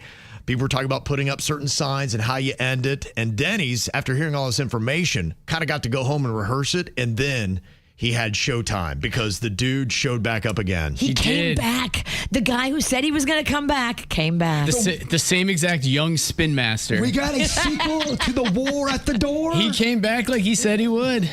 And you were ready for him this time because KVJ Nation pumped you up with, you don't have to take that, Denny. They said you don't have to do anything with them. You can just tell them to leave. And you could tell by that man's words, oh, I'll be back. You believed him. I did believe him. And every hour, I'm like, he's going to show up.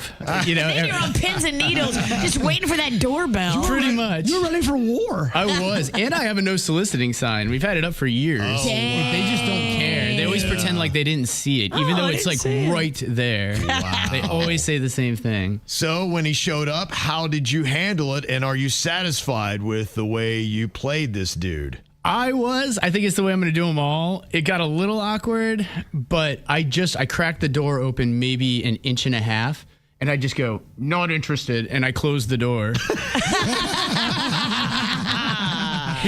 That was what KVJ Nation told us to do. They did. Don't engage because you're not going to win. He's going to spin you. He's going to spin you and you're going to lose like 15 minutes. Right. Precious 15 minutes. Precious. Well, yeah, Lachlan was just about to fall asleep. I just didn't want to get in any sort of, and I heard the ring, and I go, oh, it's that guy, I bet you. So I didn't want to arouse. Lachlan was starting to fall asleep. Freya was in the other room, didn't hear the door yet, so she hadn't started barking. I just cracked the door, and I just go, not interested, and closed it. Perfect. And then what did he part do? was I heard him outside the door. Really, bro? Really? That's what we're doing. You're just closing the door. You're not interested. We talked about this. You're not interested. Fine. I see how it's going. I see how it goes. All right, guy. And then leaves. You tried to gaslight Dude, he started just waving his arms and yelling. He all right guyed you? You can tell he's a young dude because he said bro and guy like 4 times. Oh, that's how you know he got He angry. called me guy through the door. So I just sat in silence and waited until I saw him walk away. And then you breathed the biggest sigh of relief. I was so happy with that decision. Man, oh man. Thank you, KVJ Nation. Yeah. That's what I'm going to do from now on. That's all I'm doing. I will not engage. All They're right, gonna spin Kevin. you. Yeah. You taking notes? I am. The only problem that I have, like I said, is the guys who show up, I think I might need them. Nope, not interested. So when I find out they're not the guy named, be like, okay, yeah, I don't want that. And I'll just close the door. Do you still have it where your window is open and you can see in, or do you have something blocking that? Yeah, because as my wife now loves this thing where, like, for instance, the dog groomer shows up at the door, the guy that fixed my son's phone showed up at the door, and so I have those kind of appointments I got to keep an eye out for because the other guy that came unhooked my doorbell, so I don't have a doorbell that works. Because you were living very unprotected for a while. You were so exposed. Yeah, it's now halfway closed, so I can't make facial contact. So you can just see legs. I just see legs. I got to judge by the knee down whether I want to talk to him. You see khaki pants. Yeah, we can see you at your bed before. I can see all the way through your house to your bedroom. right. Oh, I couldn't believe you were living like that. I'm like, dude, this very is exposed. There's no amount of money you could pay me to live like you were living. Yeah. But it was weird too, the way that his house is shaped. You could see every single room from the front door. It was odd. Hell no. Yeah, it was People just, case in my house a lot. Hell no, Kevin. I hear you. Who on the KVJ show would you say is going to be most likely to do the following? Now, first thing I'm wondering here, who do you think on the KVJ show is most likely to break something expensive and then slide it back on the shelf? I can't slide away quietly, so I have to take ownership. Okay. I broke it. I did it. Sorry, guys. You're What going do to I be pay? spotted. Okay. Yeah. Got to say something about it. Yeah, I don't know. I would probably want to say something. The only thing I could see is if my wife's like, no, let's go. Come on. Get out of here. So you're blaming your wife on this? Yes, one. if it were left to me and she'd be like, I got to go. Like, I don't have time for this. I'm like, no, we have to do the right thing. She'd be like, oh, screw you and your morality. Your morality's annoying. I ain't got time for your morality. Knock it off. Who do you think on the KVJ show would be the person most likely to forget to mute while trash talking in a meeting? It goes Virginia, me, Denny's, Kevin. Yeah, it's me first. That's for sure. Virginia's done it on the microphone accidentally, where it's broadcast. I mean, I guess I have too. I really can't throw any stones. Whoops. Whoops. You see me missing sleep? There was one that was bad, and it got cut off somehow by the grace of whatever's holy out there. Because I remember the conversation. You were right to go into your rant, and we got saved by a Miley Cyrus song. Who do you think is the person on the KVJ show that is most likely to take a selfie at a deeply inappropriate moment? I mean, come on. It rhymes with Smirshminja. Okay. She seems to be the one that takes the most selfies. You do take the most. I do. I definitely do. Yeah, and look, they're fire. We all think they're sizzling. Thank you for the respect. What about those toilet selfies? You like those? No, I don't. Not warmed up to those yet. Yeah. Well, you're getting more. Who do you think on the KVJ show is most likely to lose their phone while holding it? It's me. Yeah. It's him, but I'm a close second. I do that a lot. I do too. Where I go, where did I put my keys? What is going on? They're in my hand. I'm looking for, I forget to check my hand. I looked in my purse the other day because I was so upset I couldn't find my phone. So I used the light from my phone to look for my phone. Oh, whoa. Yeah. Were you sober? Well, it was Saturday. I'm actually more. What do you think? I'm more concerned if you're not sober. I was definitely not sober, but I wasn't so hammered that I shouldn't realize that I'm using the light from my phone to look for my phone. What the hell? That is pretty good. You idiot. Virginia thought she could just do it herself. But here she is today, and she could not, and now she needs some help because she screwed up her car. So this is pretty basic. I don't know how this happened, but I bought one of those giant jugs of windshield washer fluid, the blue fluid. Yep. And I found the little place under the hood where you just pour it right in. No problem. As I'm pouring it, though, I'm like, it's kind of weird. Was that a chunk? Was that a blob of something that came out of the jug and now is in my windshield washer container? I'm like, no, I hope I was just seeing things. Because there wouldn't be a blob in the washer fluid. I got it from the store, right? Right. Well, kind of like, sometimes you get that iced tea and you open it up and you get an iced tea blob. Or Capri Sun. Or a Capri Sun. Is it something like that? It was identical to that blob. But I saw it so quick and I was like, well, maybe you didn't see it. Sure enough, my wiper fluid now, when I go to hit it, nothing comes out. It's like nothing. Oh, I think it's clogged by the blob. Right. Is this something that has happened to anybody else? And what do I do? If I bring the car to the dealership, it's going to be a $250 blob job. Right. Yeah, you don't want to do the blob job. Oh, I got a guy for you. I need some kind of solvent. What do you do? Ask Klepto from the snack pack. That's true. I will ask Klepto. Yeah. Is this a thing? Has anybody had this before? Dude, you're talking to a guy who just filled up his lawnmower with water.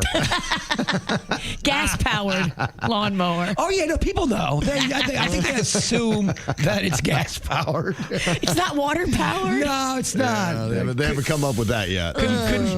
Home Depot didn't have that one. That would be very green of them. Yeah. It would be.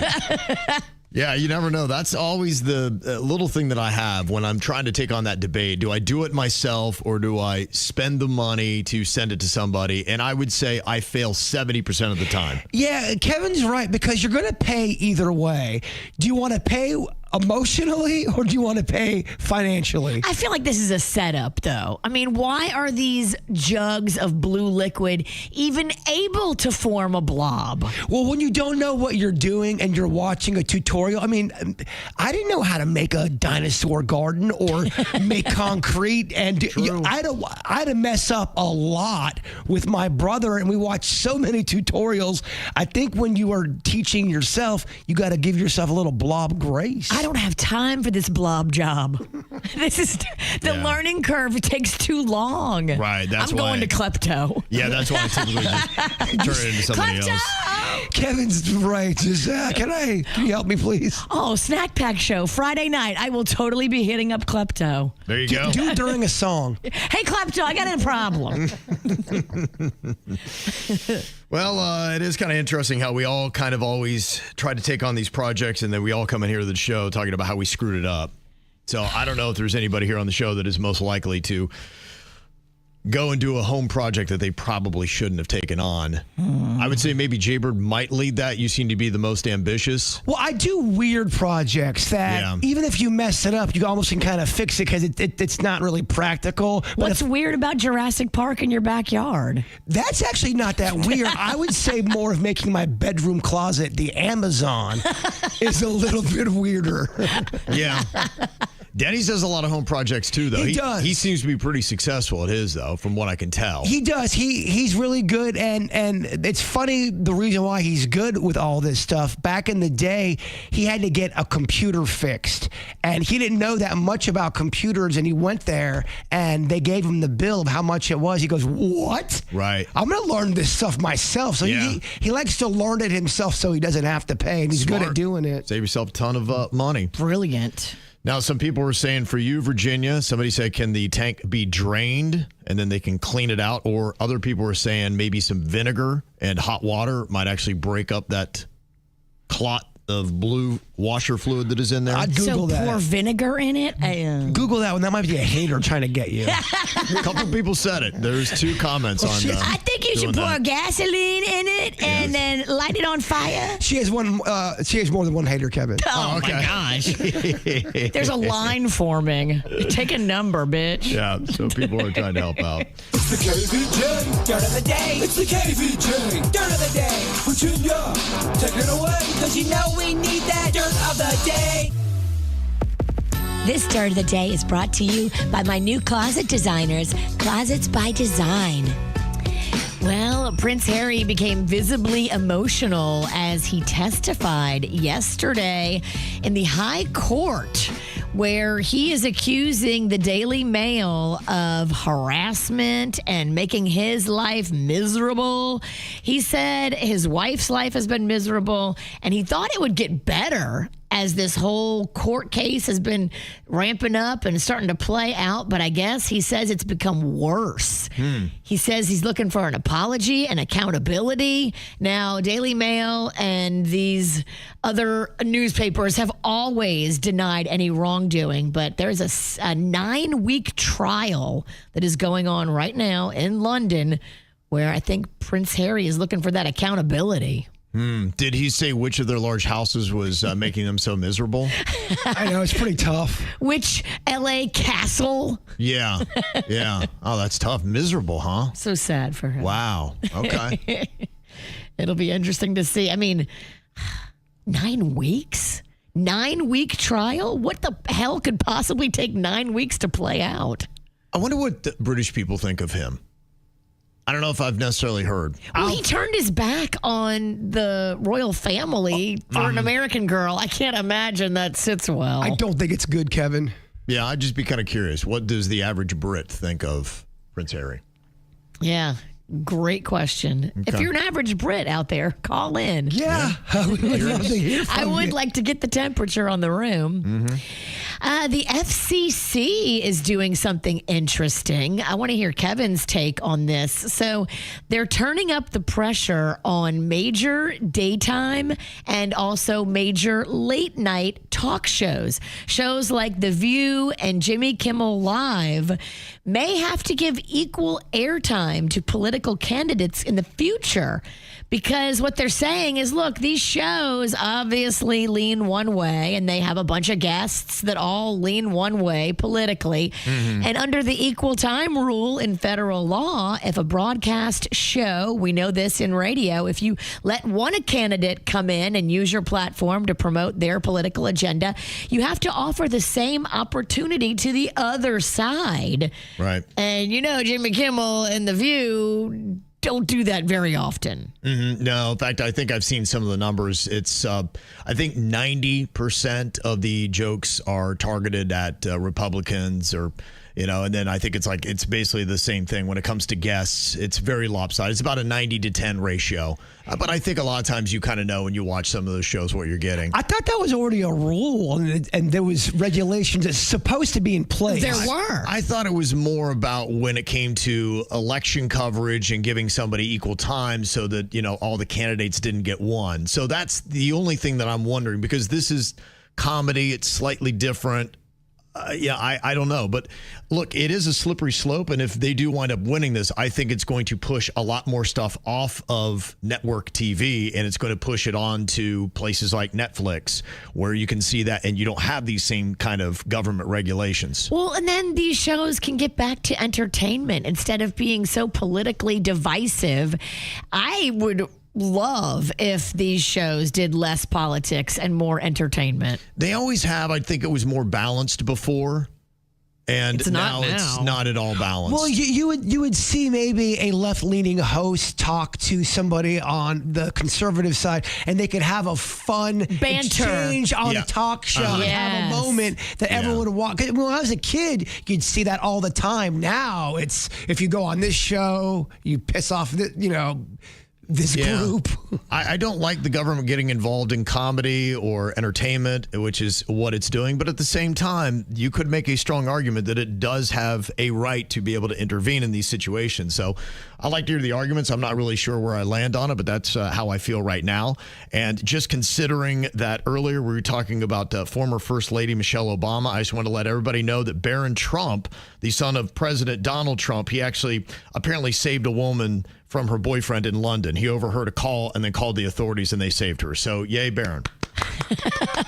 Okay. Oh, you're doing fair because you talked about Michelle Obama? I just want to make sure. Gotcha. I just want to make sure that, we hit one. And in case they are listening, and this is starting now, we've covered. Well, we have been called out where Kevin will say like a one sentence. Well, where's the point of view from the other side? Yep. Like I was So, just. There you go. I had a story for both, so we're clear today. You're FCC, good. I'm good. You're good.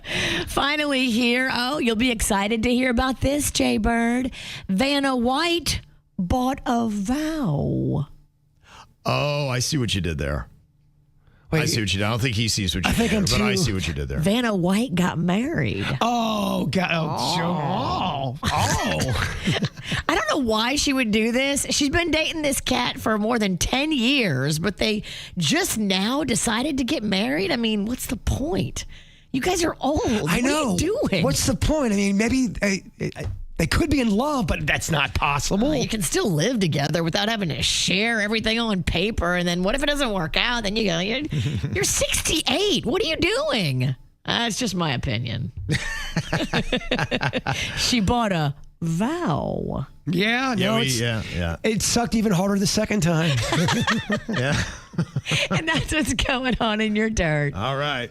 It's time for viral audio. They have beautiful hair. They can't hear me because they're listening to Kids Spot. We got weights and fit. There we go. Well, on the New Heights podcast, some people think that Travis Kelce has basically said he will not be retiring next year because of what he had to say about the incoming offensive coordinator that used to be there in the Chiefs' heyday. I can't wait to see him back in the building, man. He's one of my favorite coaches of all time. One of my favorite people of all time. I've had so many unbelievable, growing moments under him as a player, as a person. I just love the guy, and it's going to be awesome to see him back in the building and see him back wearing the Chiefs logo, baby. That is Eric Bieniemy that they're talking about, and they had a lot of their offensive success under him. I think Bieniemy, I don't know. I think he was a little bit upset that maybe he wasn't getting head coaching gigs, and so he bounced around a bit and was humbled, I think, at the same time because he wound up in college and, not a lot of big successes there. So he's reunited back with the Chiefs where he had his success. It might be good for them to get Tyreek Hill back, too. So they had a lot of those successes with Eric Bieniemy and Tyreek Hill, and who knows, maybe they'll all be back together. I wonder if Tyreek Hill, if he made a decision and was able to play again, which I don't even think they know that for sure, but if Tyreek came back and wound up with the Chiefs, would that definitely get Travis Kelce to come back? Probably would. So we'll see. Apparently, Travis Kelce also is selling some man hoodies. From Steph. Also, the Kelce Clubhouse is a gag, and I love the green hoodie, but I can't believe none of the new hoodies are called New Heights of Man Hoodie. I don't know what that means, but she's disappointed. What does that mean? What's a man hoodie? Is that a thing? New Heights of Man Hoodie. Are you familiar with Man Hoodie? I'll just say it's a Life of a Showgirl reference, boys. Come on. Man Hoodie? To the lyric New Heights of Manhood. It is the time we were referenced in the album. All right. New Heights of Manhood, so a man You get hoodie. it. So they made Man Hoodie. You get it. Got it. All right, now I get it. There you go. All right, thanks, Brandon. I didn't understand that. Right over our heads. Taylor's going to kill me for not knowing that. So Taylor Swift dropped an Easter egg that Travis Kelce doesn't know anything about. And he clearly sounded like on his podcast, he's like, ooh, okay. So I think she's outwitted her own fiance. But in his defense, some of these Easter eggs are so interior and female that do you really want a man to be perceptive enough to pick that up? I don't think it's a guy thing. A guy thing. I'm not spending my day being going, I hope I find some Easter eggs today. Yeah. If your man is picking that up, he's probably also playing for the other team. You're right. So come on now. Right. Okay. Well, what do you think about this comment from the former First Lady, Michelle Obama, saying that women shouldn't give up their career to raise children? Let's be more honest about the struggle. I try to do that, and I am constantly telling young mothers, it's coming, right? You don't have to get off your career track, and I don't even recommend it because kids grow up fast and then they're gone. Like you've sacrificed everything, and when they leave, they leave. They close the door and act like you never sacrificed. They're like, I remember you. I don't need you anymore, right? Now I've got to fill my time. So I always encourage people to hang in there and keep something for yourself. Okay. I agree with her. A wholehearted agreement from me on that. Now, I don't think you should ship your kids off to boarding school. Okay. But you don't need to give up your life. You don't need to give up everything or your dreams.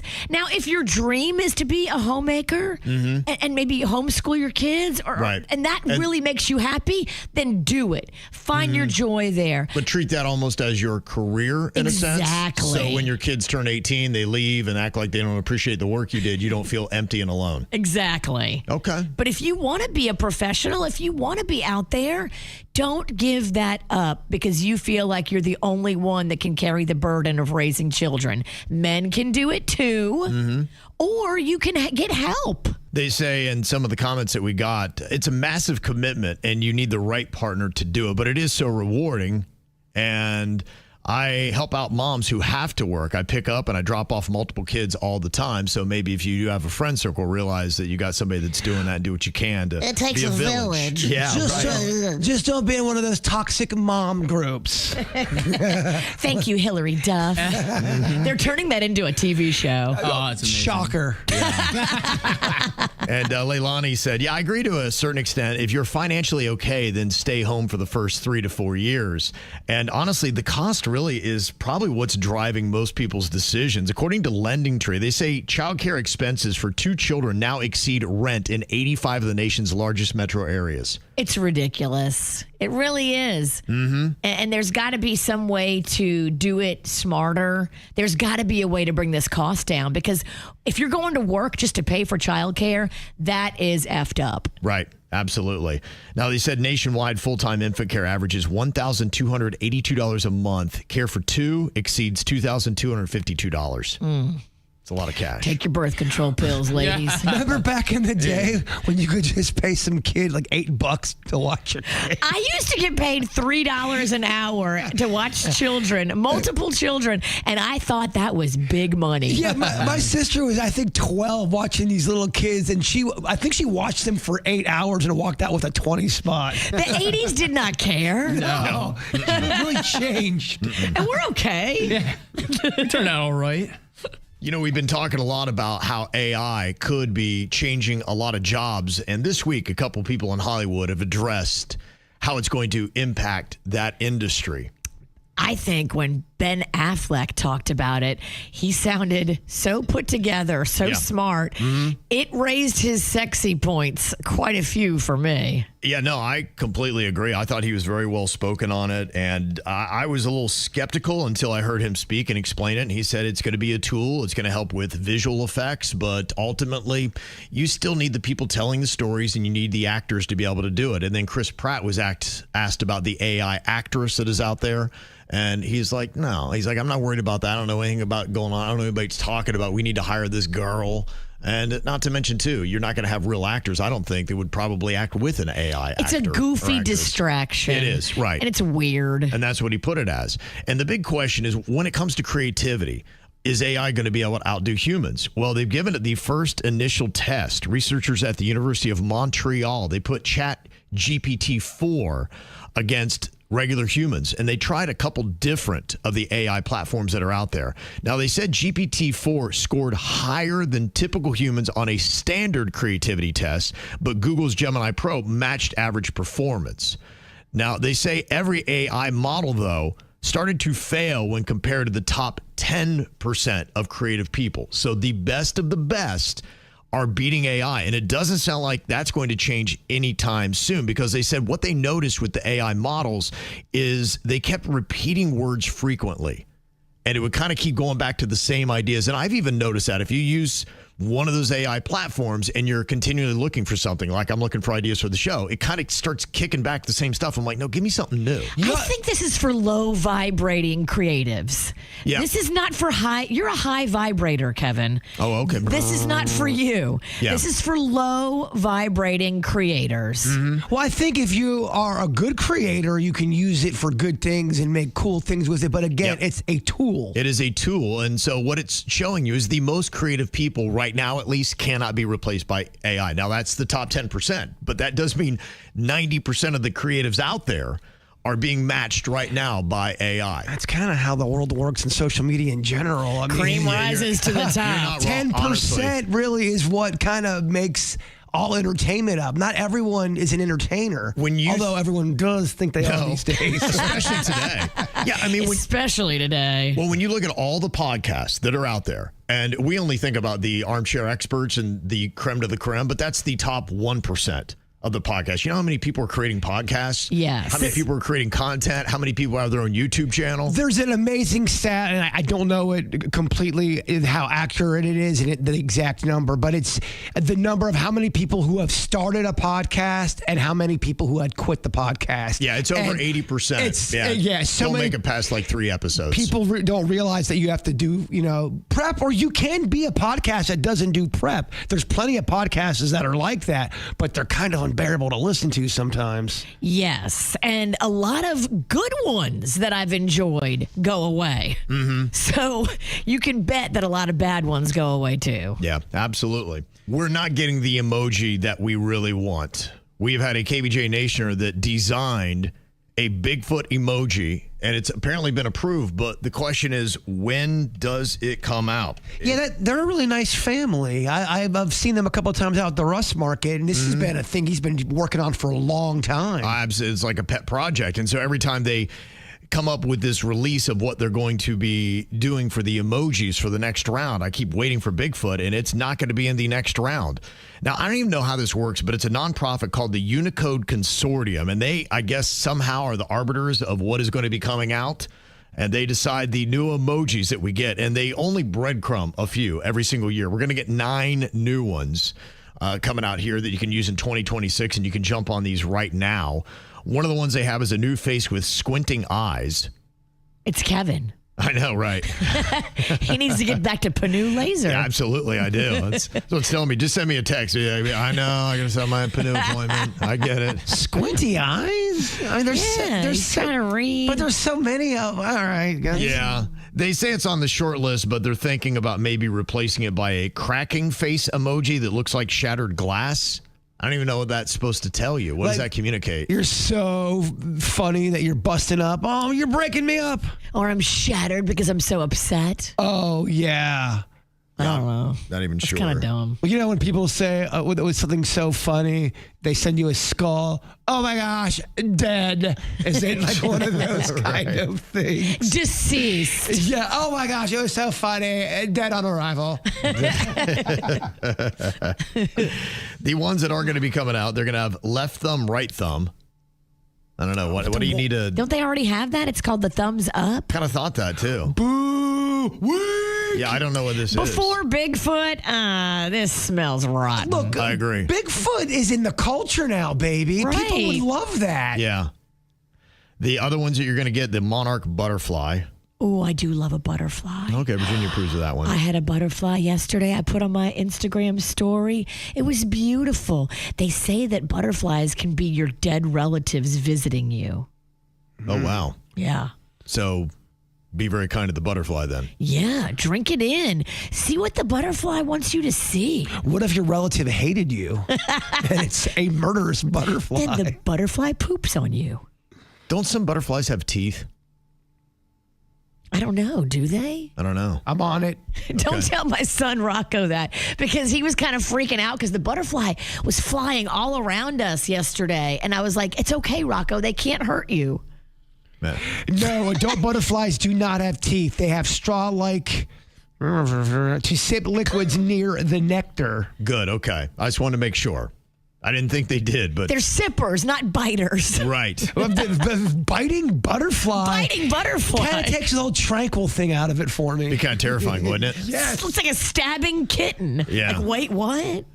They've got a butterfly net to go along with your monarch butterfly. The lighthouse is going to be coming out. That'd be kind of cool for South Florida. Yeah. Is it red? Didn't say. They have an eraser. They have a pickle as well. And then there's also going to be an emoji you can check out that looks like a world-ending asteroid. Now, they say many of the new emojis won't hit most phones until early 2027, but I guess they have to decide whatever their 9 is, who this group is, why we don't have a member of KVJ on this board. I don't know. They are trying to trick us, and they're trying to make their picks sound way sexier than what they are. Left and right thumb? That's dumb. That's underwhelming. Dumb. Thumbs down. Thumbs down, exactly. Left and right hand. Boo. Yeah, I know. I'm not sure I'm feeling that either. Kind of with you. I think they could do a lot better. In fact, we probably need to say something and be like, hey, you guys need to be replaced. You know what probably happened? Somebody new probably got on the emoji board and go, you know what we really need? We need a left and a right thumbs, and they're in power and like, oh, yeah, that's a great idea. Shut up, stupid. Yeah, it's probably what happened. You need Bigfoot. Well, they have to have a meeting about the emojis, so I would love to hear that meeting. No, actually, I wouldn't. No, I don't think you would. That sounds terrible. Just put Bigfoot on there and y'all shut up. Yep. Now, the other thing that they always try to throw at you is these new terms. And I don't know why we think we need new terms, because a lot of times when they come up with a new term, we actually already had a term for that. So I don't know why we have all of a sudden this new term. In fact, this one kind of bothers me. They're trying to say, oh, okay, we got a new name for Karens or keyboard Karens. This is what they say you should call them, according to TikTok. Gen Z has apparently found a new name for someone who's entitled and privileged. And guess what it is? Jessica. Yes, the name Jessica. The internet has decided, but here's a twist. The vibe of the insult has also changed. So unlike Karen, who goes straight to yelling at customer service, a Jessica takes a more digital approach. She will not cause a scene in the store. That is because she will do it online. A Jessica is going to call you out on social media. She'll also write a strongly worded email. It's less, let me speak to your manager, and more, I've drafted a Google Doc about this. Not quite a keyboard warrior, but definitely armed with Wi-Fi. I don't like that. We don't need a Jessica. That's asinine. You can tell that news broadcaster did not want to do that Hated story. it. It's like, can we do real news, please? So stupid. Like, this That's is a story. stupid. That is so dumb. I mean, keyboard Karen, isn't that better than coming up with a new name of Jessica? And then you got to remember, okay, is it Jessica on the keyboard? Which one is face to face? Karen's in person. No. Yeah. Just let's, we took all that time to make Karen's established. Let's just have Karen stay as the keyboard Karen. The rage you feel is correct. Yes. Now, this might be a term that they're floating out there. In fact, Google says the searches for this word are at an all-time high. And I've actually heard Jaybird using it to show you just how trendy he is. Gnat? Please tell me it's Gnat. It's not Gnat. No. It's whimsy. Oh, whimsy, yeah. Bird is always talking about making his house whimsical. He's been whimsy, though. He's not new to the whim. He set the trend. I've been using that word for quite a long time. He's been women since the early 2000s. Yeah, they say the definition is behavior that is unusual, playful, and unpredictable rather than having any serious reason or purpose behind it. Fun surprises around every corner. Yes. It's a very Wonka type of way of living. I just love Wonka. Very whimsical. Yeah. So that is a thing that is massively trending right now. And there's also another term that I didn't know that we needed it, but I guess it does make sense. In fact, I was talking about this yesterday, but I didn't have a phrase to use with it. I was talking to my hairdresser, Rachel. She's fantastic, but she is coming off of not only having COVID, and she had bronchitis, then her kids had the flu. Oh my gosh. And there's some funk going around. There is definitely funk going on. That's all I'll say. So you know what she did? What? She burped her house. Burp? Yeah. B-U-R-P. Yep. Is that like a saging kind of a thing? It's a good guess. No, it's in a sense letting the air out like you do with a burp. You go, and the bad air comes out. You do the same thing with your house. Cleanse burping. it. Especially this time of year. Yeah, because all the funk and the germs, she just opened everything wide up in the house. You ever done that? And it just feels like with the fresh air, especially this time of year in South Florida, it's cool, it's crisp. Yes. It feels like it's, so I'm like, so you just got all those germs out and sent them to your neighbors. She's like, absolutely, they're all sick. It works. So, you just let it all out and your neighbors are walking by. Yeah. House burping. Yeah, I do that every time I pass out and I have a frozen pizza in the oven. You burp your house? Yeah, He has to because it's filled with smoke. Well, as you hear the alarm go off, you're like, what's going on? So you start opening doors. Once a month, I'll do the same thing, but it's with hard-boiled eggs. Oh, yeah. I will forget, and then all the water will be out of the pan, and then the eggs will explode, and I got to burp the house. That's a real thing when you realize you've waited too long for your food. And you go, oh, man. I know. I didn't want to look at my pizza right now. I know it's burnt.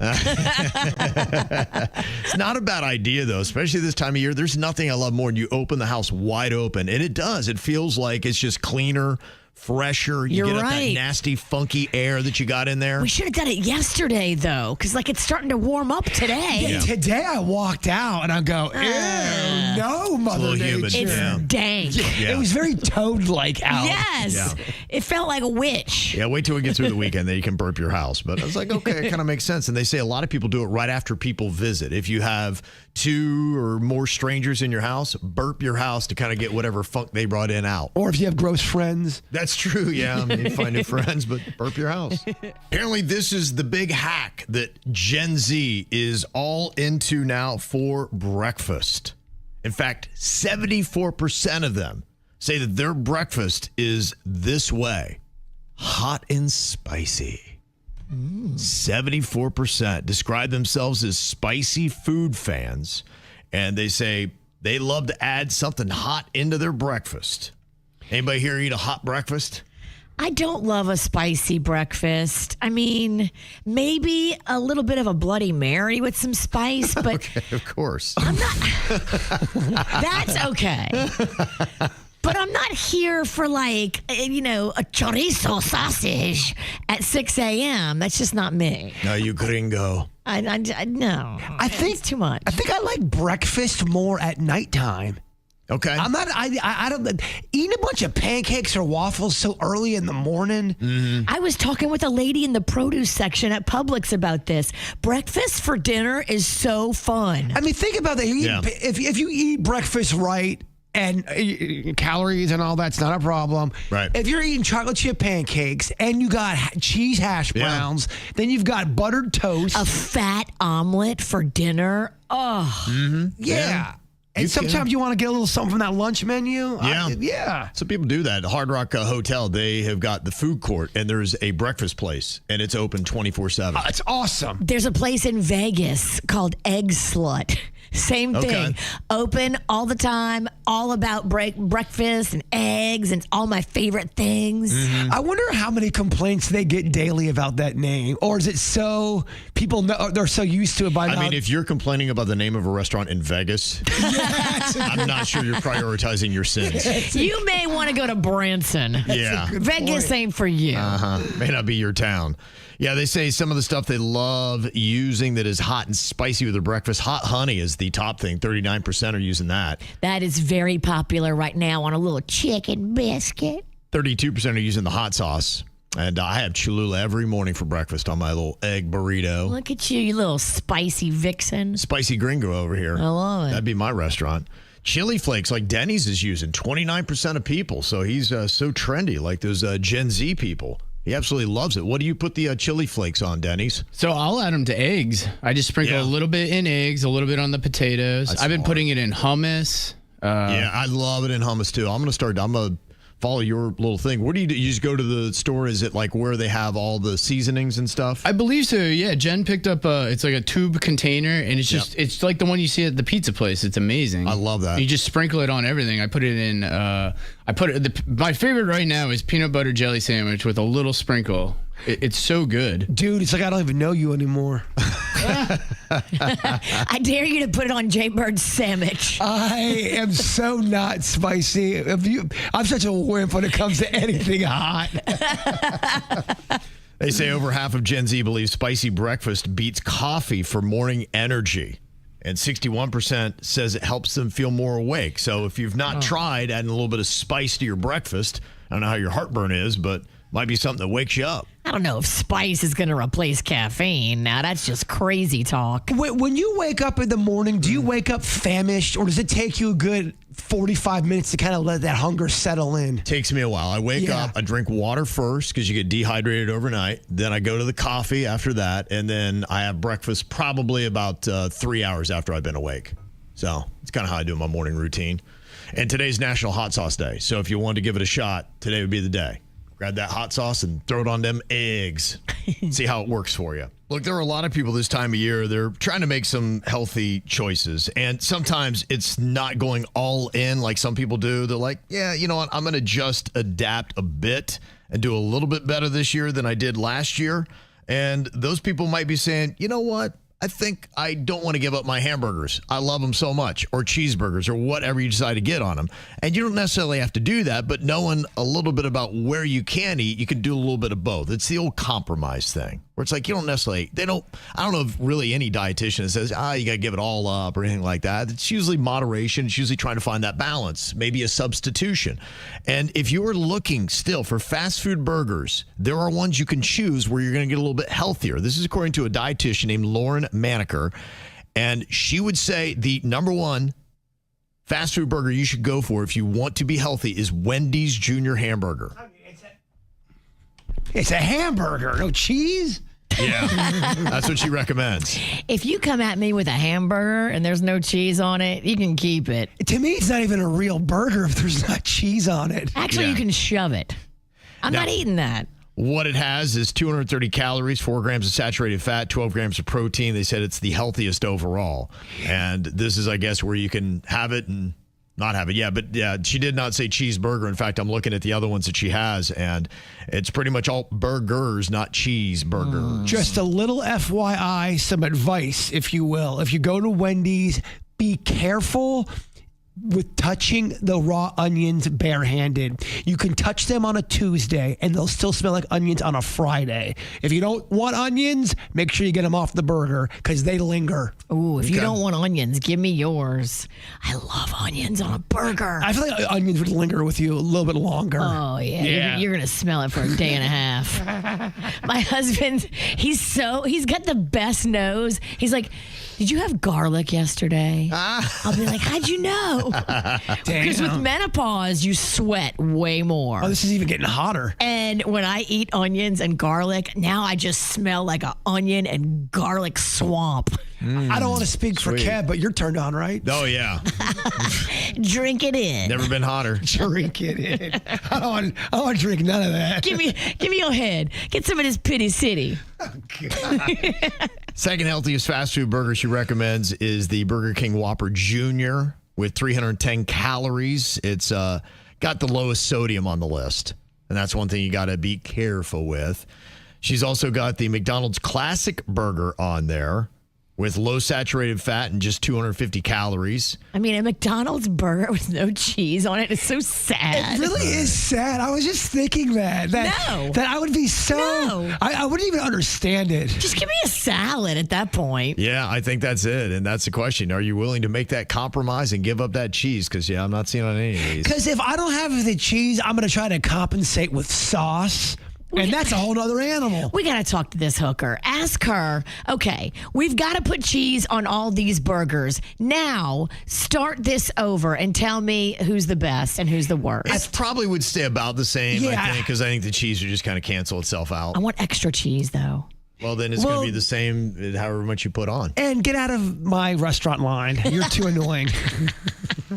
Other burgers she likes, the In-N-Out. She'll go with the Culver's Butter Burger and even the Shake Shack hamburger. Look, I'm a Culver's fan. I think Culver's is good. Culver's is good. Their cheese curds are great. Their onion rings are great. I think the onion rings are better than the cheese curds. And she was up in here just trashing their onion rings. I did because their onion rings at one point were not good, but now they are. You got to always give someone a second chance. You're right. The things this dietitian is dinging is extra fat extras that you can get like bacon or mayo. She said it's better to go with your veggie toppings if you're trying to go for a little bit of health with your burgers. And she said the biggest nutrition concern is the sodium and the saturated fat, more so than the calories or even the carbs. They say you can manage those through portion control and meal balance. So they say generally what you need to do is keep your saturated fat under 10% of your daily calories and your sodium below 2,300 milligrams per day to remain that. Now, I think it's kind of interesting because one of the burgers on her list was the Shake Shack burger. I think she was talking about the Steak and Shake burger. And I don't know if I've ever had that. I've heard people rave about it. Have you ever had the Steak and Shake burger? Yes, I am not a big Steak and Shake fan. Okay. I've never been to a Steak and Shake. I think it's still there. One off of Palm Beach Lakes. Still there? I've seen it. I think they got whack fries. I think their burgers are not very good. I mean, talk about a horrible location. Now, and the other thing too, I don't know if I've ever heard anyone go, I just love steak, what's it called? Steak and Shake. Thank you. Gosh. So, this is a hard job. It's very hard talking. It's the 9 o'clock hour. Nobody expects us to be good. You're right. The show's almost over. One thing that Steak and Shake is doing, though, that seems to be really helping them out, and they seem to be at the forefront of this, they're going to be offering their workers hourly bonuses paid in Bitcoin based on hours worked and store performance. They say in 2025, Steak and Shake started accepting Bitcoin payments globally, reporting reduced transaction costs compared to credit card processing. That is interesting because, they cut their costs on that, and I guess they still get the same money. And they say, as a result, sales have risen dramatically ever since they started doing this. And they say they are the first major U.S. restaurant brand with a dedicated Bitcoin treasury, reporting a 15% same-store sales increase from crypto-paying customers. I guess they're doing what their customers want, paying in crypto, and it's benefiting the place. I guess if you have a crypto agenda and then you find out Steak and Shake is on the same page as you, you want to patronize that because it helps your crypto. If they're using more crypto, the more people that use crypto, the better you do. Sure. Yeah, smart stuff. Well, today on the tail end of the After the Show, going to be talking to a dude named James that is in town. He has this thing called School of Mentors. And what he did was he opened up a social media page and just started asking successful people how they got rich. I saw him interviewing the creator of Raising Cane's. Oh, the guy from Louisiana. Yeah, and he was, saying, here's what I did. I had my idea, pitched it in class. It came back a C, but I believed in it. So I went to Alaska, and he was working as like one of those offshore fishermen. He made all kinds of money, put it into the idea of Raising Cane's, and now he's a billionaire. Todd Graves. Yeah. He's the richest guy in Louisiana. I think second only maybe to Gail Benson that owns the Saints. Yeah. So it's pretty crazy. So he just, gives little nuggets of great inspirational information on how to become successful. And since then, he's interviewed Tom Cruise, Tom Brady, Will Smith. How does he get in front of these people? Well, it used to be he would just go find them, track them down. Now, I guess these celebrities come to him. I guess when Tom Cruise is doing is because he's got millions of followers now on social media. And so the celebrities, when they want some promotion, they'll actually come to him and be like, hey, can you ask me about how to be successful? And he's a guy that's positive. He's not going to bring up your dirt. Right. That's not at all what he's doing. He's trying to glean out of you some really good information that somebody else could use to be a success themselves. And now he's making $50,000 a month from his training. Damn. Just got a big book contract and is doing great. And he's a young dude as well. So he's going to share some of his success secrets and how he does it. And you'll get some of the nuggets if you've never heard of the School of Mentors of things that other people have said. So we'll get into some of that stuff as well coming up on the After the Show, which you can watch on YouTube or Twitch or Facebook or all these other different social media platforms. But before we get there, Jaybird is going to set us right with his own inspiration here and his thought for the day. You don't have to become a new person to grow. Sometimes growth is just removing the things that were never really you. Oh, yeah, that's good. The KVJ Show on 97.9 WRMF.